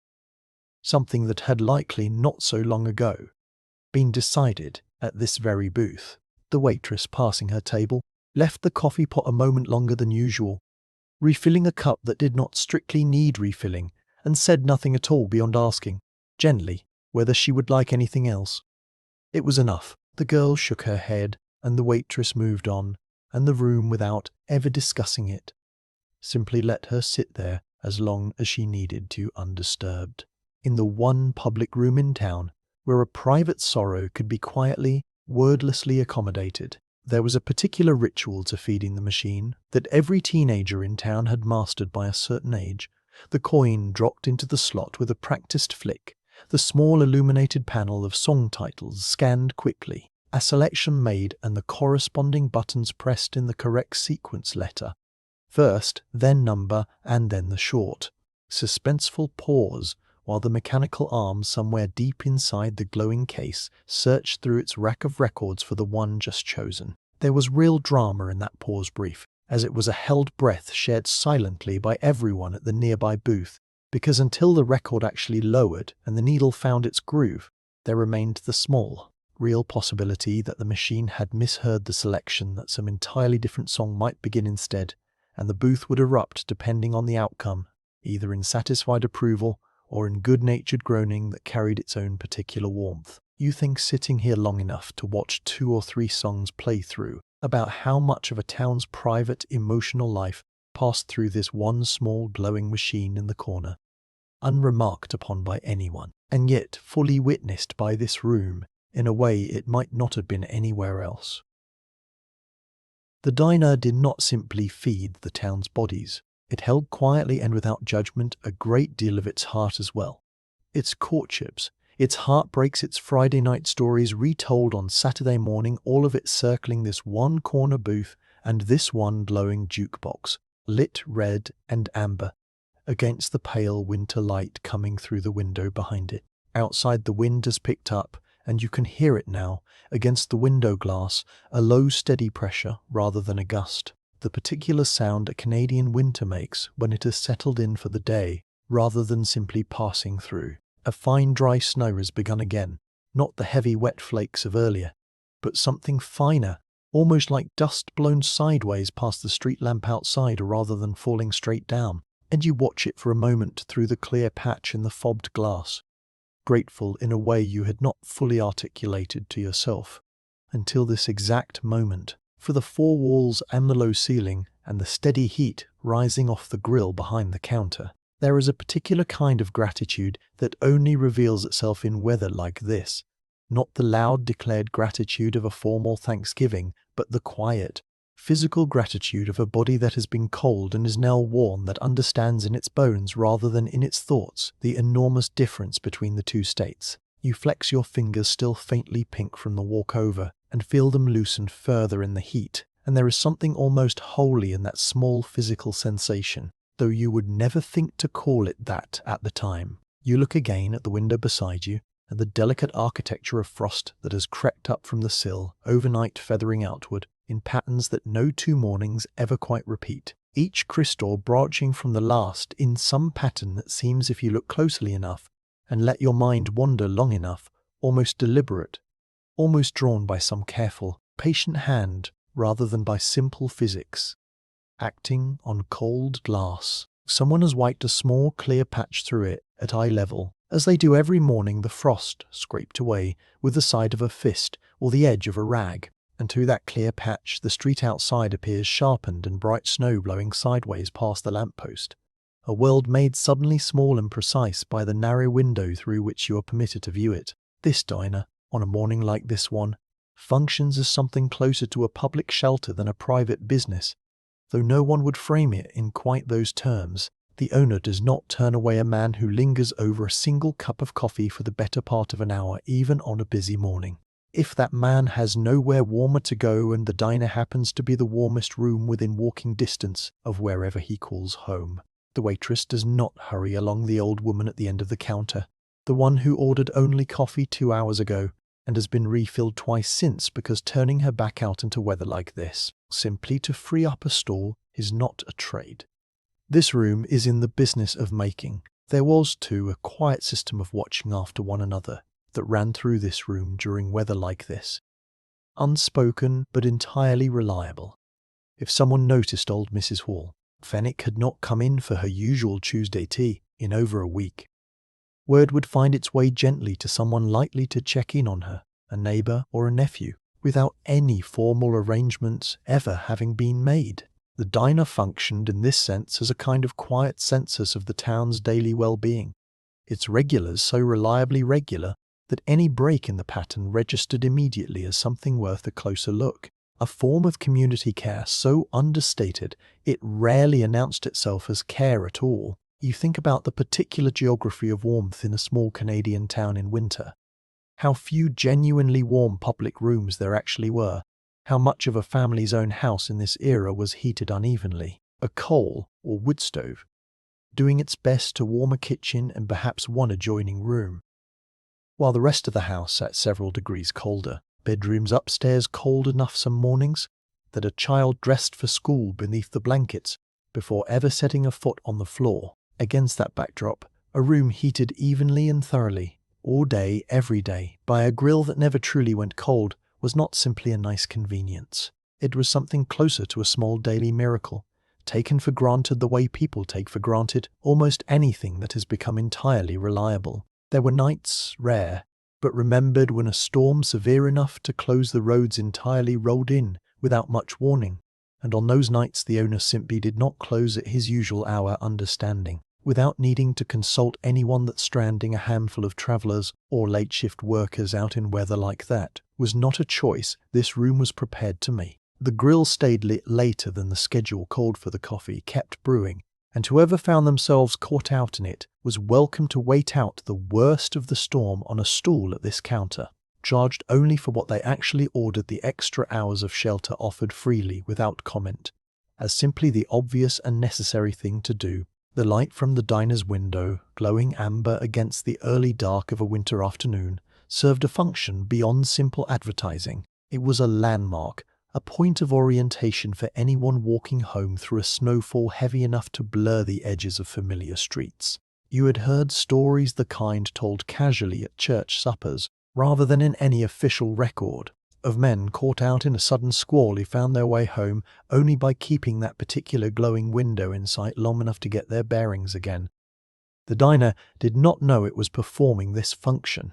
It simply stayed open, simply kept its lights burning, simply kept the grill hot, and in doing so became, without ever intending to, one of the quiet anchors of the whole town's winter survival. Somewhere below the floorboards, a furnace worked steadily through the cold, fed by coal delivered in heavy sacks every few weeks by a man who tracks black dust across the back step, no matter how carefully he tries not to. And it is this furnace, unseen and unremarked upon by nearly every customer who has ever sat at this counter, that makes the whole rest of the room's warmth possible in the first place. You think about how much of the comfort in a room like this one depends entirely on labor and machinery that stays permanently out of sight.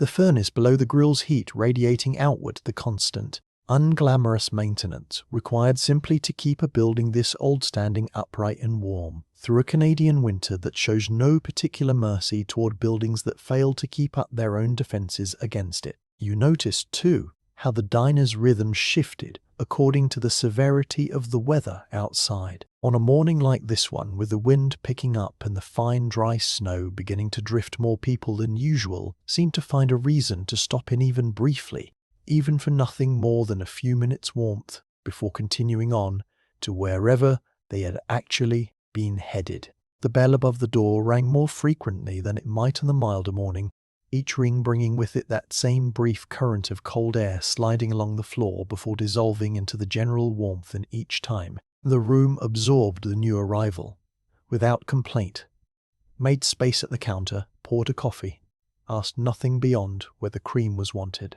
You think, too, about the particular way children were taught to navigate a town in winter, taught not through any formal lesson, but through a slow accumulation of small parental instructions repeated so often, they became simply the shape of common sense. Stay where you can see a lit window, your mother might say, sending you off on some short errand, and you understood without needing further explanation that this diner's window counted among the handful of reliable lights a child could use to find their bearings if the weather turned suddenly, the way it sometimes did in this part of the country. A clear sky curdling into a squall within the space of 20 minutes. You had been taught, too, the particular etiquette of ducking into a warm building uninvited if a storm caught you unprepared, that the diner would not turn you away, that the worst that might happen was a raised eyebrow and a gentle suggestion to telephone home once you had thawed out a little, and that this small unspoken permission to seek shelter here, granted to every child in town without ever being formally announced, was one of the quiet mercies a place like this extended to a community that could not always rely on its own houses to be warm enough, or close enough, when the weather turned against you. There is a tenderness in this that is easy to overlook if you have never lived through a winter of this kind, a winter where cold was not an inconvenience to be waited out in a warm car, but a genuine physical adversary to be managed, respected, and occasionally feared. A room that offered unconditional shelter from that adversary. For the price of a cup of coffee, or sometimes for no price at all, if a person simply needed to stand near the door and stamp the snow from their boots a moment before continuing on, was not the small thing. It was in its own unassuming way one of the genuine kindnesses this town extended to itself, built into the very architecture of an ordinary diner on an ordinary corner, and felt by everyone who ever ducked gratefully through that door out of a wind like the one rising now outside the glass, though rarely if ever spoken aloud as the kindness it actually was. Your own cup sits in front of you now, half full, the coffee gone, slightly cooler than you would prefer, and you find yourself looking at it in a way you have not quite looked at it before, not as a drink to be finished, but as an object with its own small history, its own particular weight and shape, worn smooth at the rim by however many washings it has survived since it first arrived in this diner's kitchen years ago. No two cups behind this counter are ever quite identical. If you look closely enough, replacements purchased in small batches over the years, whenever breakage thinned the set, so that the full collection stacked in the kitchen is really several overlapping sets merged imperfectly into one, distinguishable to a careful eye by the faintest variation in the white glaze, the tiniest variation in the curve of a handle. No customer has ever complained about this. If anything, the mismatch adds to the room's particular character, a small visible proof that this diner has been running long enough and constantly enough to have worn through more than one full set of dishware in its lifetime. Each replacement absorbs seamlessly into the whole without anyone bothering to remark on it. It is a plain cup, white china, slightly heavier than you might expect, a faint hairline crack running partway down one side, invisible unless you turn it just so in the light. The kind of small imperfection that would have gotten it pulled from service in a fancier establishment, but here has simply been left to keep doing its job, cracked or not, because a cup that still holds coffee is still a cup worth using. The handle has a particular curve to it, one slightly asymmetrical from thousands of thumbs and forefingers gripping it in exactly the same spot, the china itself remembering in its small way the shape of every hand that has ever lifted it. You think about how many mornings this exact cup has already witnessed before this one. It has sat in front of Doherty on some earlier Saturday, in front of the young couple in the window booth, in front of a man now retired or moved away, or perhaps no longer living, his particular way of holding a coffee cup lost now to everyone except perhaps a wife or a daughter who might still remember it if asked. The cup does not know any of this history, of course. It is simply china, simply an object incapable of memory in any way that matters philosophically. And yet you find sitting here that it holds memory anyway, in the only way an object like this can, not by remembering anything itself, but by being present faithfully and without complaint, for every single morning that has passed through this room, ready each time to be filled again. There is something in this that feels worth sitting with a while. Your own life, whatever shape it eventually takes, will be made up mostly of mornings very much like this one. Ordinary, unremarkable, forgettable individually and yet taken together, forming the actual substance of what your life will have felt like from the inside. You will not remember this exact Saturday specifically, most likely. Not in years to come, not as a discrete dated event the way you might remember a wedding or a funeral, but you will remember in some general accumulated way the feeling of it, the weight of a coffee cup in your hand, the particular warmth of a room like this one on a cold morning, the sound of a bell above a door, and a spatula against a grill, and a jukebox glowing red and amber in the corner. This feeling, this accumulated texture of 1,000 ordinary mornings folded together into something like a single memory, is in many ways more true to what your life will have actually been than any single remembered date could ever be. There is a particular small ritual, too, in the stirring.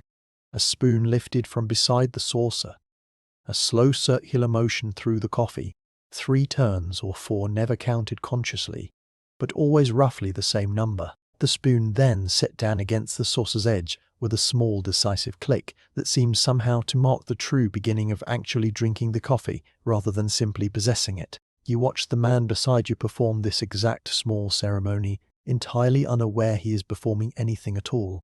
and you realize that half the room is engaged in some version of the same unconscious ritual at this very moment. 100 small stirring motions happening simultaneously and invisibly across the length of the counter, each one as automatic and as unremarked upon as breathing. There is a particular sound too that this cup makes against its saucer, a small bright chime of china. On china that punctuates the room's larger noise every few seconds from every direction. A dozen small chimes overlapping into something that is not quite music, but carries nonetheless a kind of rhythm you have come to associate entirely with this room and no other. You set your own cup down now gently and listen to the particular note it makes distinct somehow from the sound of the cup 2 stalls down, though you could not explain to anyone how you know this, only that you do the way you know your own front doors creak from the creak of any neighbor's door on the same street. You turn the cup slightly in your hands, feeling the small crack under your thumb, and you think about all the other cups just like it stacked in the kitchen behind the pass-through window, waiting their turn to be filled and emptied and filled again. There is nothing remarkable about a coffee cup, and yet this room has built an entire structure of comfort, of belonging, of quiet daily ritual around this exact unremarkable object, filled and refilled, without ceremony, morning after morning, year after year after year, for as long as this diner has stood on this particular corner of this particular street. Beside the cup sits the sugar dispenser, a small glass container with a hinged chrome lid and a spout worn slightly sticky at the edge from years of use, and the cream pitcher, heavier than you might expect for its size, its spout stained faintly at the lip from cream that has dried there and been wiped away so many times that the stain has become in its own small way permanent. These objects, too, have their own quiet history, though far less romantic a one than the coffee cups. They are simply tools, refilled and wiped and set back in their place a dozen times a day, and yet you find, looking at them now, that even the humblest objects in a room like this one accumulate a kind of dignity, simply through faithful repetition, through having been present reliably for every single morning this room has ever held. You think about how strange it is that an object with no memory of its own can nonetheless hold so much of yours. You will not remember, specifically, this exact cream pitcher, this exact chip in its worn glaze near the base, but you will remember perhaps for the rest of your life the general shape and weight of the cream pitcher, exactly like it, and every time you encounter something similar in some other diner, decades from now, in some other town entirely, you will feel a small involuntary pull of recognition, a sense that you have been here before, even though you have not exactly, not in any way you could point to specifically. This is how ordinary objects work on memory, not through the preservation of specific detail, but through the quiet accumulation of pattern, so faithful and so repeated that it eventually becomes something close to instinct. You think too about your own mother's kitchen and the particular cup she reaches for without thinking each morning, chosen from among several nearly identical cups for reasons she herself might struggle to fully explain if asked. Perhaps it fits her hand better. Perhaps it was a gift from someone she still thinks of fondly. Perhaps it simply became through years of unconscious repetition her cup in the same quiet way. This cup in front of you now has become, in some small sense, the cup you are learning to think of as yours, at least for the length of this particular morning. There is a particular decision, too, that arrives with every second cup. A small internal negotiation between the part of you that has had enough and the part of you that is not quite ready to leave this stall, this room, this particular pocket of warmth and unhurried company. You let your cup be filled again, not because you especially need more coffee, but because accepting the refill is itself a way of saying wordlessly that you are staying a little longer, that this morning has not yet asked everything of you that you are willing to give it. The waitress understands this transaction perfectly, has understood it for years, and she pours without comment, without judgment, simply extending the same steady hospitality to your lingering that she extends to everyone else's, for exactly as long as you care to remain. There is a kind of continuity in this that runs quietly beneath the surface of an entire life, a thread of ordinary objects, a cup, a chair, a particular spot at a table, that hold a person's history far more faithfully than any grander monument ever could, simply by being present, reliably morning after morning, asking nothing, offering everything. Exactly the way this cup in your hands is doing right now. You notice this particular morning that Dorothy's stall near the door has sat empty longer than usual. It is not the first time this has happened. He has missed a Saturday here and there over the years, laid up with a cold or away visiting a daughter in the city, and the room has absorbed his absence each time without much comment, the way a room absorbs any small deviation from its usual pattern. But this time feels different somehow, though you could not say exactly why, except that the waitress passing his empty stall with the coffee pot pauses for just a fraction of a second longer than the moment strictly requires, and something crosses her face that is gone again. Before you can be entirely sure you saw it at all, you learn eventually in the low murmur of conversation that moves along the counter the way news always moves along. This counter that Dorothy has taken a fall on the ice outside his own front step. Nothing broken, thank goodness, but enough of a fright that his daughter has come to stay with him a while, and enough of a fright too, perhaps, that the walk down to the diner on a cold Saturday morning has begun to feel like more of an undertaking than it once did. He will be back, everyone agrees, in that particular tone people use when they want a thing to be true, badly enough that saying it firmly seems to help make it so.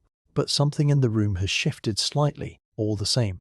A small unspoken acknowledgement that the stall by the door, claimed so absolutely and for so long by one man, might not always be his to claim.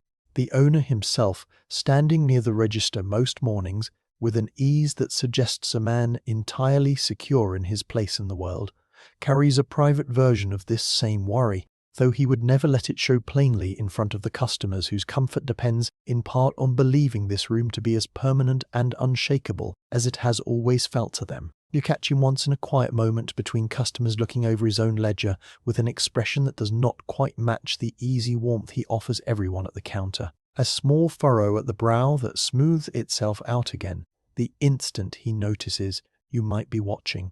He has built this room or inherited it from a father who built it, and he understands better than anyone else standing inside it exactly how thin a margin separates a diner that thrives from a diner that quietly, slowly, does not, and exactly how much that margin depends on habits and loyalties that a new brighter place out on the highway might over time begin to erode.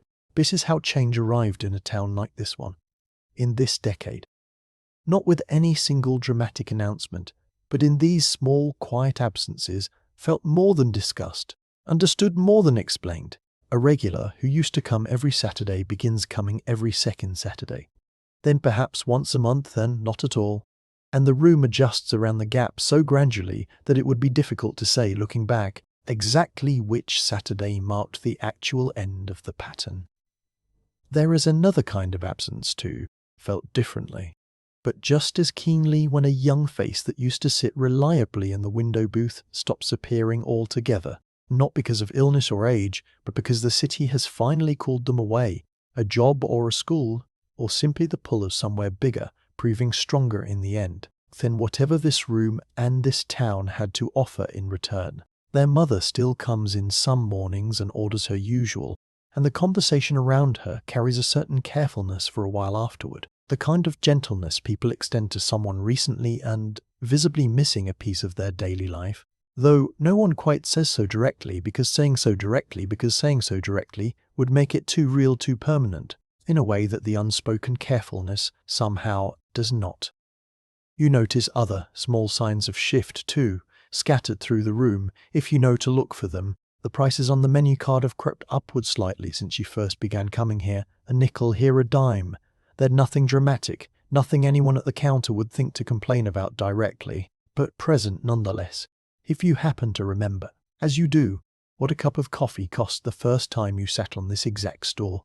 The pie case has begun rotating a slightly different selection than it once did, a new flavor appearing now and again alongside the old standbys, evidence of some small shift in the cook's own habits, or perhaps in what the grocer down the street has begun stocking on his shelves. You have noticed too, walking down Main Street on other errands, that a shop or two along the block has changed hands in recent seasons, a new sign painted over an old one, a window display rearranged in some slightly brighter, more modern style than the one it replaced. Nothing dramatic. Nothing anyone would think to mark on a calendar. But taken together, these small changes accumulate into something you can feel faintly without being able to name precisely. The sense that the street itself is inching forward into some slightly different version of itself, one storefront at a time, while the diner so far has remained exactly as it always was. Its sign unchanged. Its window display nothing more elaborate than the same handwritten specials board it has used for as long as you can remember. There is talk too, some mornings among the men near the register, of a new kind of restaurant opening up on the highway outside town. Bigger, brighter, with a parking lot instead of a row of angled spots along the curb.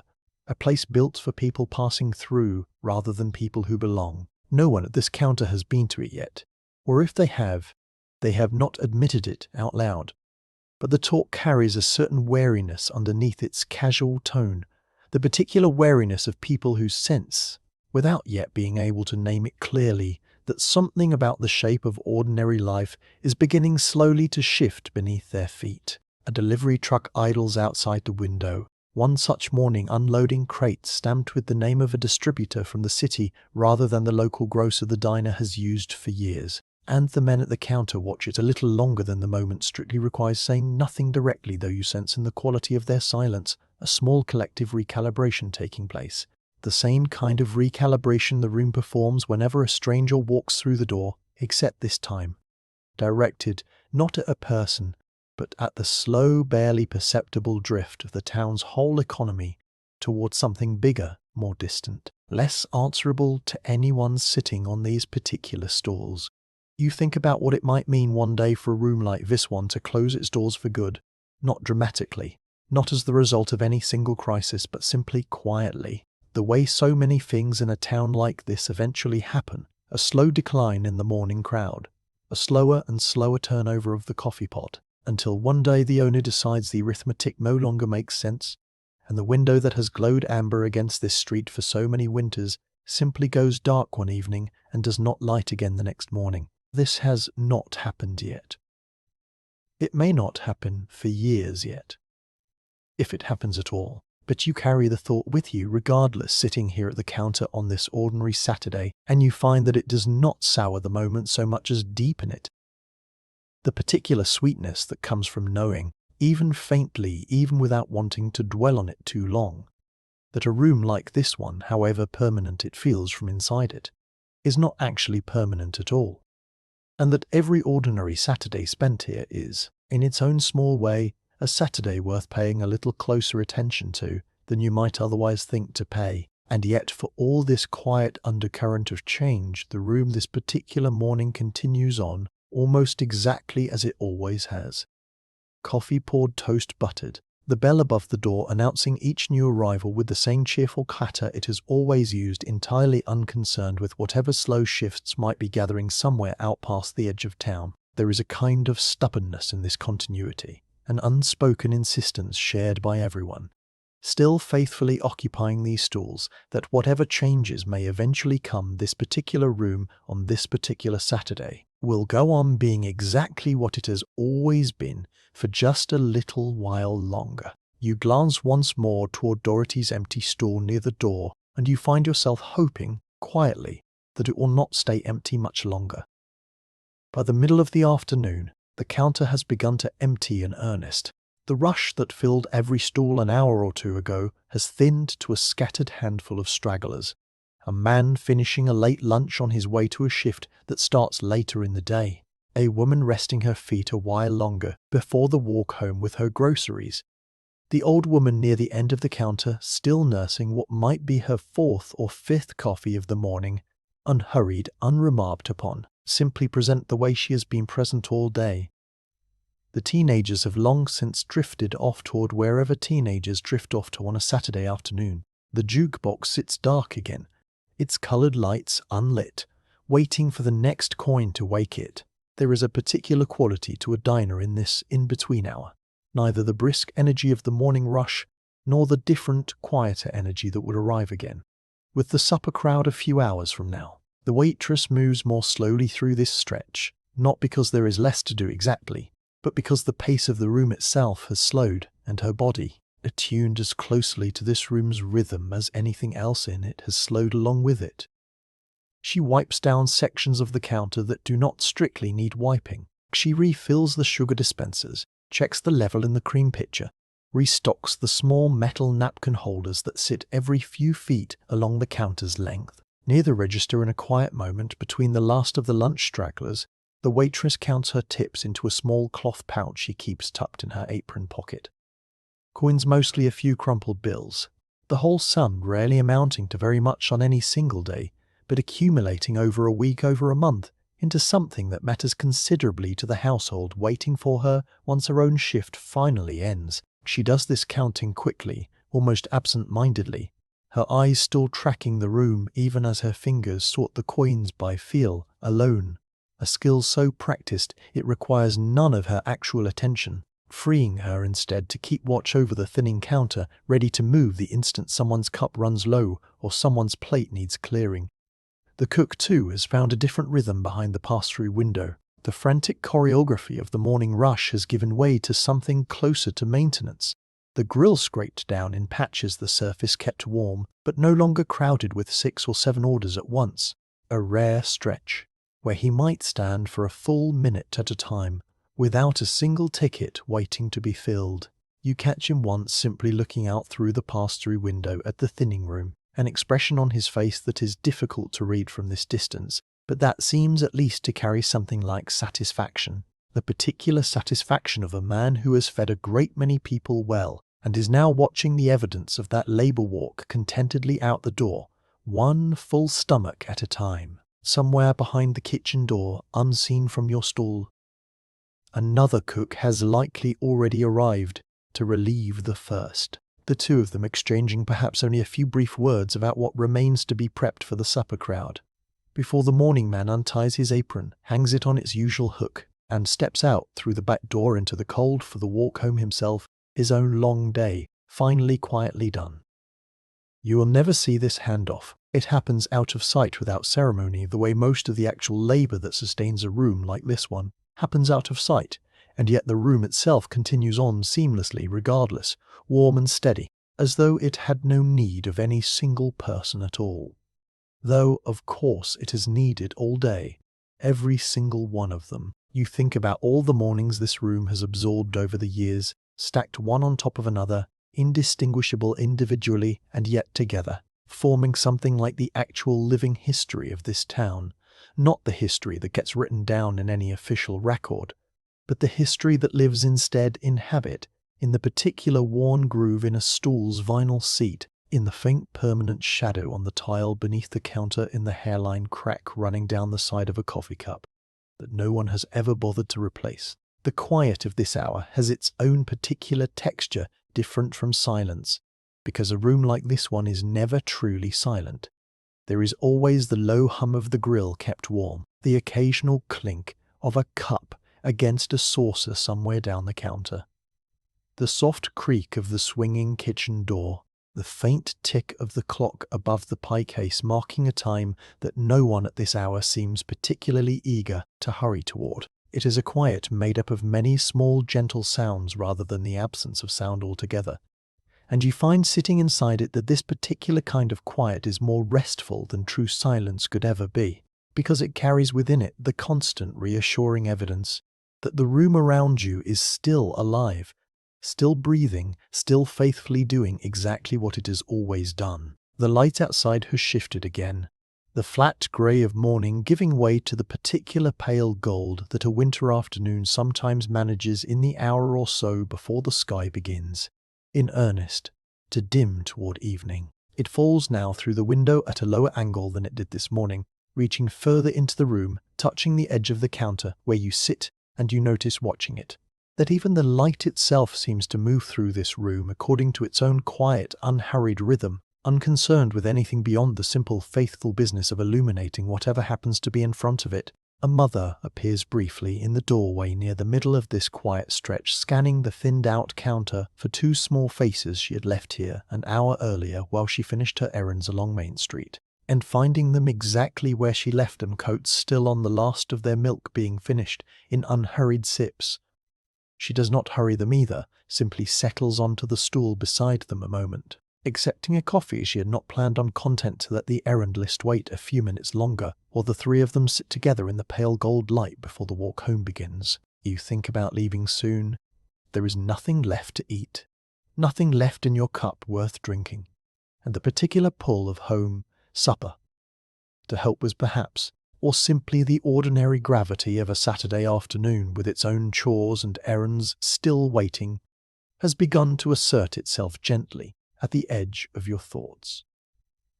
But you do not leave quite yet. You let yourself sit a moment longer watching the room in its quiet in-between hour, watching the waitress move unhurried through her small maintenance tasks, watching the cook rest his weight against the counter behind the pass-through window, watching the pale gold light creep further across the checkerboard floor.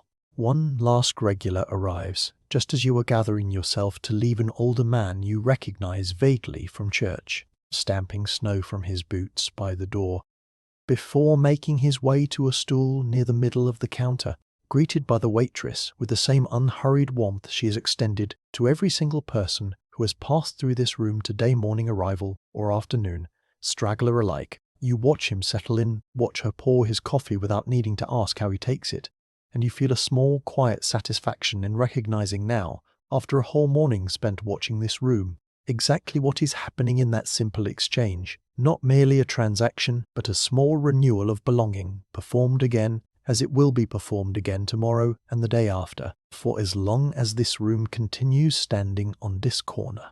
There is a particular kind of fullness that comes not from the meal itself, but from simply having been here, present, inside this room, for the length of an ordinary morning. You feel it now, sitting on your stool in the thinning afternoon light. A fullness that has very little to do with food and everything to do with having been, for a few unhurried hours, exactly where you belonged, years from now. And this is the part that is hardest to explain to yourself while you are still sitting here, still young enough that years from now feels impossibly distant. You will not remember most of what happened at this counter today. You will not remember the exact words the waitress used when she greeted you, or the precise shade of grey the sky held outside the window, or the particular song that played twice through on the jukebox this afternoon.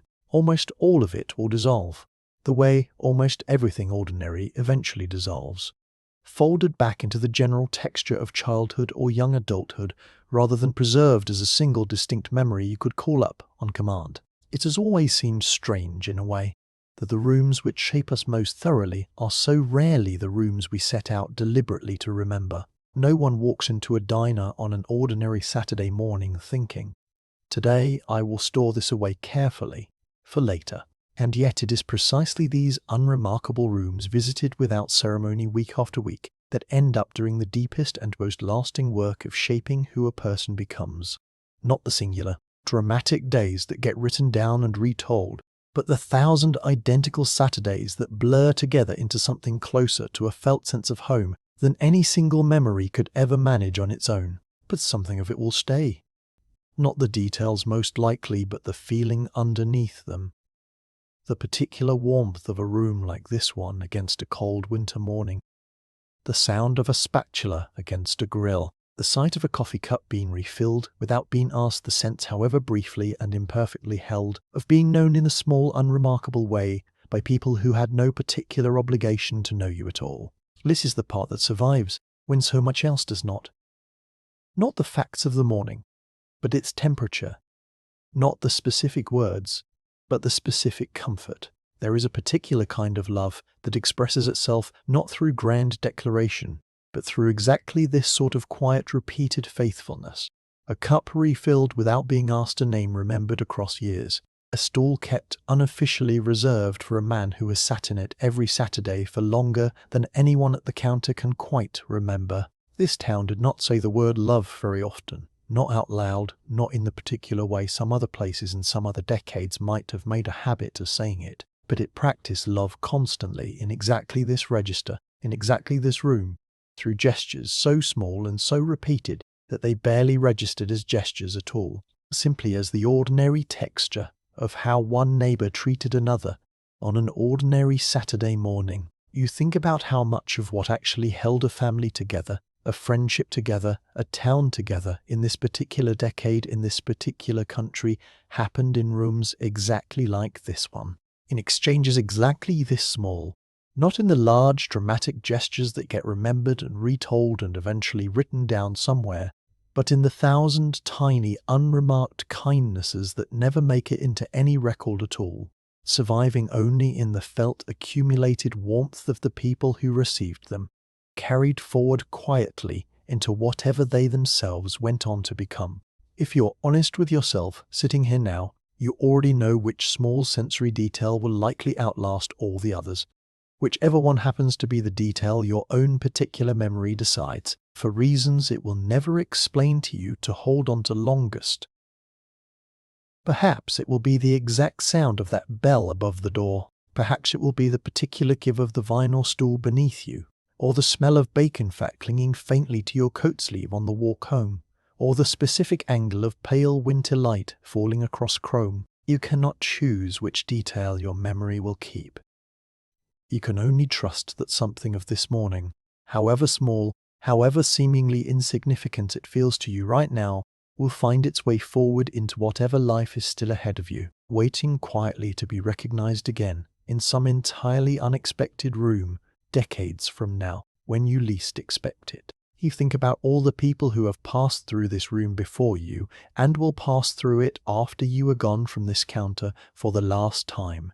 Whenever that day eventually comes, Doherty and the three women with their handbags and the young couple in the window booth, who may by the time you are grown be married, with children of their own sitting perhaps at this very counter, teaching their own children the same wordless choreography of the coffee cup that you learned here today. The cook whose name you still do not know, and the waitress whose name you do.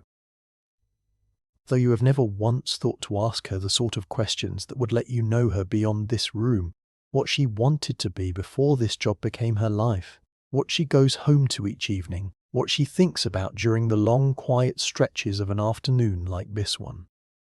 This not knowing does not feel, tonight, like a failure of attention. It feels instead like the ordinary shape of how most of us move through most of our days, surrounded by people whose full lives we will never come close to fully knowing, connected to them instead through small, repeated, unremarkable rituals. A coffee poured, a plate cleared, a greeting exchanged in exactly the same tone every single Saturday for years. And perhaps this is enough. Perhaps this is in fact most of what any of us ever really get from most of the people who pass through our days. Not deep knowledge of their inner lives, but the steady accumulated evidence of their care, offered in small doses morning after morning until it becomes something you can lean on without ever having examined too closely why. This not knowing does not feel, tonight, like a failure of attention. It feels instead like the ordinary shape of how most of us move through most of our days, surrounded by people whose full lives we will never come close to fully knowing, connected to them instead through small, repeated, unremarkable rituals. A coffee poured, a plate cleared, a greeting exchanged in exactly the same tone every single Saturday for years. And perhaps this is enough. Perhaps this is in fact most of what any of us ever really get from most of the people who pass through our days.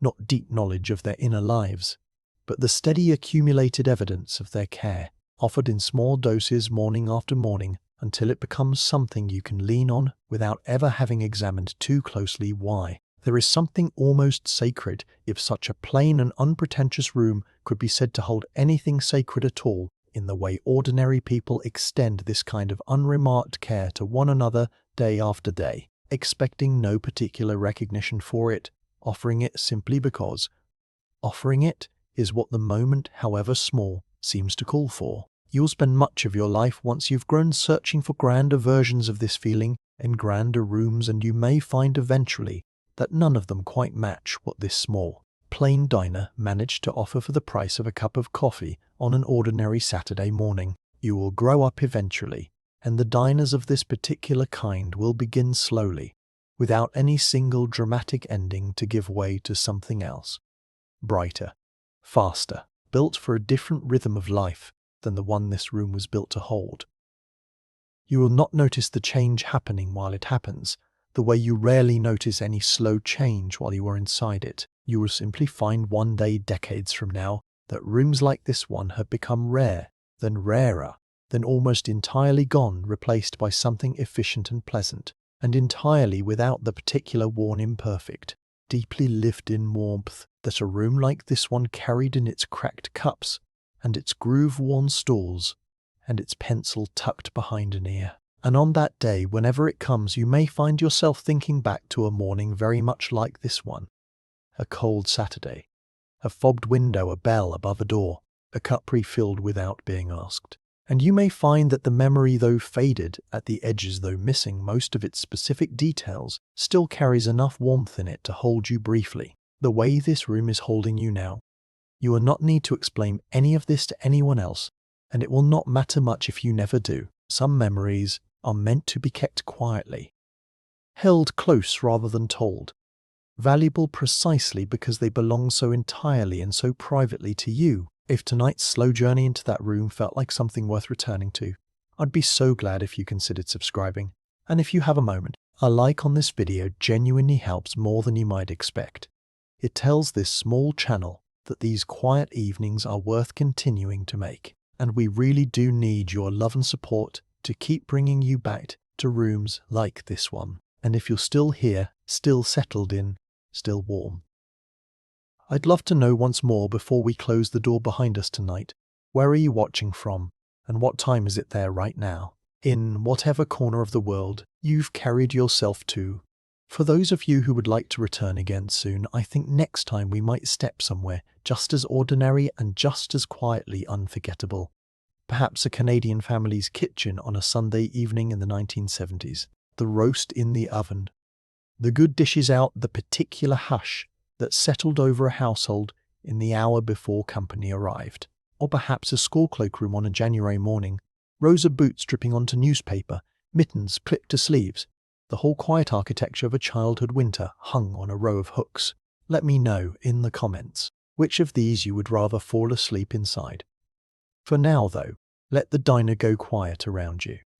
Let the bell above the door stop ringing. Let the coffee cup in front of you finally gently go empty, and let yourself rest here a moment.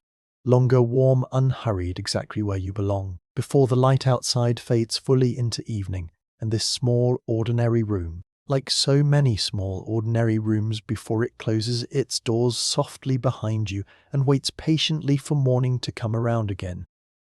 Good night.